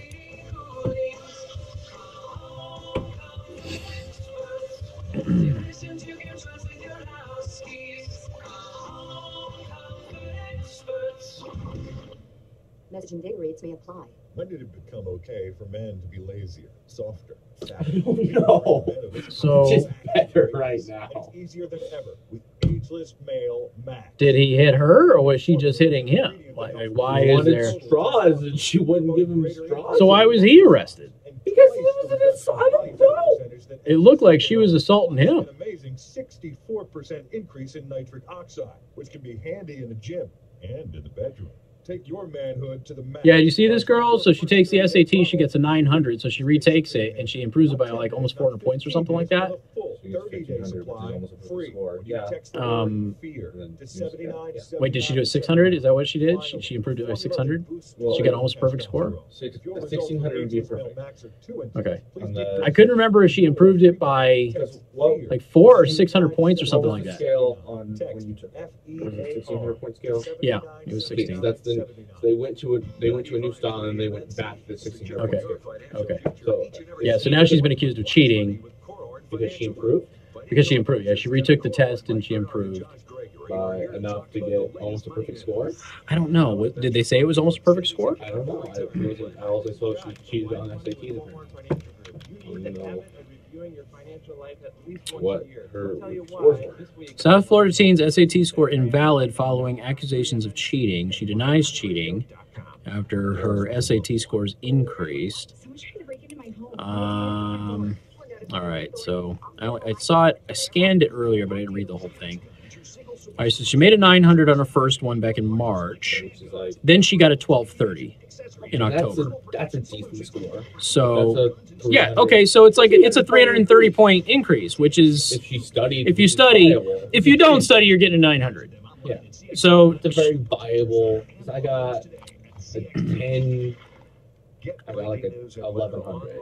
Yeah, I'm not sold that she cheated yet, but because 1230 is not an overly April, May, June, July, August, September, August. 7 months later, you study for 7 months, you can easily improve by 300 points, if not more.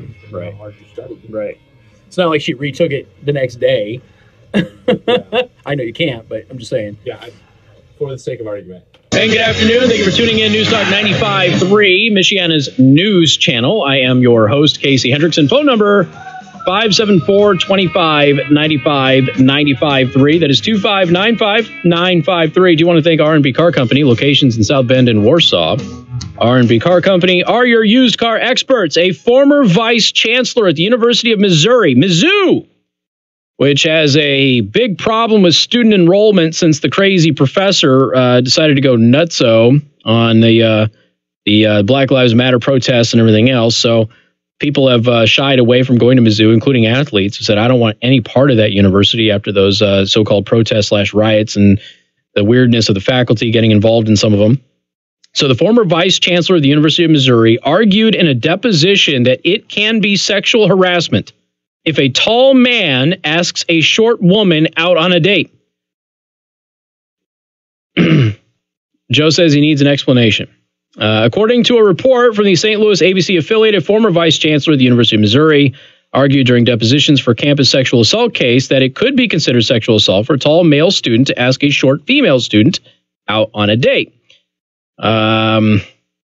Okay. The Vice Chancellor of Student Affairs, Kathy Scroggs, who resigned from the university in 2017, argued that the alleged perpetrator had committed harassment simply as a result of his, quote, power over the female student, because he's taller. The power the alleged perpetrator had, according to Scruggs, came nothing more than from his physical size. All right. Guys, don't ever ask a girl out again. Ignore everything I've said in the past. That's it. Nope. Ladies, it's now in your court. Okay? We're not going to approach you. We're not going to buy you drinks anymore. Forget about ladies' night. It's in your court now. Okay? Because everything that we do is harassment or assault or something of that nature. So you know what? Just screw it. It's on you now. If you don't approach us, we have dolls and robots now, so we don't need you. It's just, look, the adult novelty item thing is now a more than level playing field, and it's like I said, it's entirely in your court now.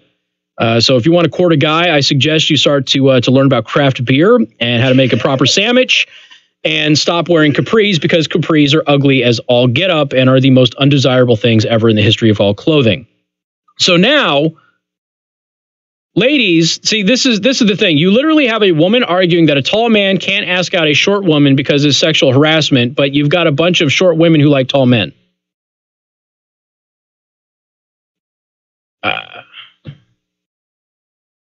Is it sexual harassment for the short woman to ask out the tall guy? No, she has no power over him. Well, yeah, technically. Have you ever seen a Chihuahua nip at somebody's ankles? I mean, they're aggressive dogs, and they can be intimidating. So, yeah, you have a short woman coming up to a tall guy, nipping at his ankles. Yes, it can be a problem. Here's the actual exchange. The allegations against Jeremy Rolls. Do you believe that they've satisfied subsection 1 of sexual harassment? The answer was, I think he was perceived as having power over her. And what was the nature of his power over her? Was it just his size? The answer, his physical size. Okay. So this part 1 doesn't require him to be a teacher. When it says person of authority, it doesn't mean like a teacher or a boss. And the answer to that was, well, I suppose it could, but in this case, no, I didn't interpret it that way. So basically, she's using a section of the sexual harassment code, which says when you have power over a student, like you're the professor, like, hey, do a little favor for me and I'll give you a good grade. She's now applying that to tall students, male students who ask out shorter female students. What if you got a male on male situation here? Or a female on female situation here? Does the tall person always just have power over somebody? Although it's certainly bad enough that Scruggs held such a regressive belief during her tenure as vice chancellor at the university, she wasn't alone in this type of thinking. Current assistant vice chancellor of civil rights and Title IX, Andy Hayes, argued that power is derived from the nature of the male gender. The mere fact that you're a dude means you have power. This goes back to the whole affirmed consent thing that I talked about. Remember, Louis C.K. had affirmed consent. He asked those two women if he could expose himself to them, and they said yes. So he got consent. He did it, and he is still attacked. An actress actually said that she hopes that he gets raped and shot, because he made some joke, I guess, about Marjorie Stoneman, which we're not going to have enough time to get to today. We'll talk about that tomorrow.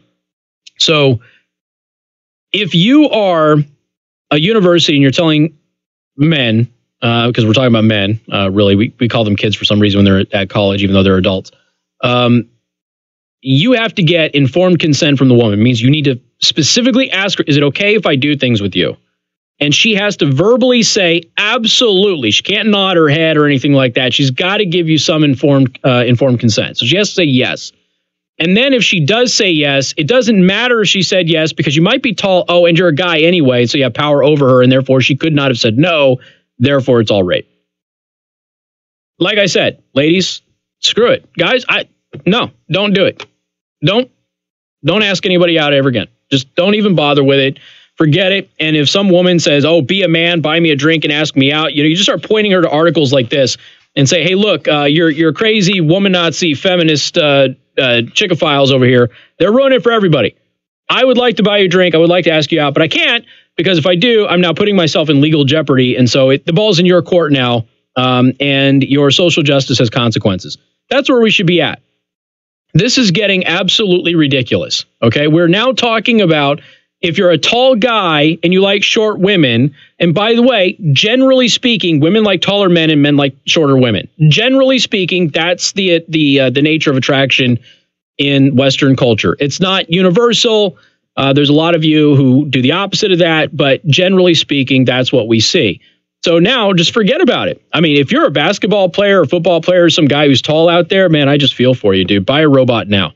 Not one with the brains, though, because you don't want to deal with that, because that robot's going to get personhood soon. Talked about that yesterday, and she's definitely going to accuse you of doing something inappropriate. Are we doing 59.50 or 58.50? Okay, just making sure. Playing my music a little bit early there. Just we had a chime change, and we're trying to catch up, make sure that we're doing everything appropriately. So, folks, I really don't know what to say. I mean, my only advice is, guys, stop asking women out. And then eventually, maybe women will police their own, like journalists should police their own, and tell the womanazis out there that, this has got to stop, because I need to find a man, and I can't find one because I don't like to be the pursuer. I like to be pursued, and no guy will pursue me because they're afraid that you crazies are going to come out there and accuse them of harassment. But this is an actual argument in the case dealing with Missouri. And you literally have the board going, wait a minute, so you're applying a standard that says that if a professor uses their power over a student to coerce them into a sexual favor, you're saying that now applies to a student who is tall? And she says, yeah, basically that's what I'm saying. But the current chancellor says, well, just because he's a guy, it applies to him. It's not even his height, it's just because he's a guy, even if he's shorter. Have fun with that, guys. Good Lord. Sean Hannity's coming up next. Thank you for watching. Thank you for listening on 95.3 MNC. WTRC FM and HD1 Niles, South Bend, Elkhart. Joe lost his golden snowflake because he tried to cut me off. Well, they didn't put a fake news flash. John's on vacation. They didn't put a fake news flash in because I haven't given him a new one. And so they changed it to 59.50 instead of 57.20. So we had extra time, and then he thought it was 58.50 because I asked him if it was 58.50. So it's been a whole thing. And that's why we had so much. Yeah. Okay. Woo! Right. Where are we? Rhonda, thank God I'm already married. Let's see. Thank God I asked my wife out in the 90s. Men are going to keep a lawyer on retainer just for dating. But see, Michael, this is the thing. The feminists were bitching about this before the end of the year, before I went on vacation. They were complaining that in the corporate environment, men would not go on business trips with women. They wouldn't travel with them. They wouldn't stay with them. And they wouldn't be around them on these travel business trips because they don't want to be accused of sexual harassment. And now women are saying, well, that's detrimental to our career advancement. Well, it's not his fault. He's doing what he can to keep himself safe. House Speaker Nancy Pelosi says the proposals mirror legislation already. Thanks, Al. Appreciate it. All right, so I'm going to go to Temper. I've earned a beer. And if I see a Temper, that'd be great. If not, then we will see you tomorrow. Although I'm not going to lie, man. I looked at that forecast, and it's like no wet, no cold, no real cold, no snow. You have to wear. Huh? Didn't you see what you have to wear for this weekend, Casey? Yes, yes, on the ABC 57 thing, yeah.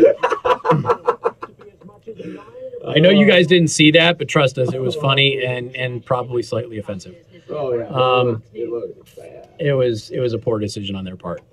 But I don't know, man. I might take the motorcycle tomorrow. We'll have to see. Maybe not. Maybe I'll just do the weekend and have some fun on the weekend. But all right, folks, I do appreciate it. For those of you on Facebook, even though I didn't see all of your comments throughout the entire show, thank you so much for watching. I do appreciate it. And I'm going to bounce out of here. See you tomorrow. 10 to 15-minute lessons. You can be speaking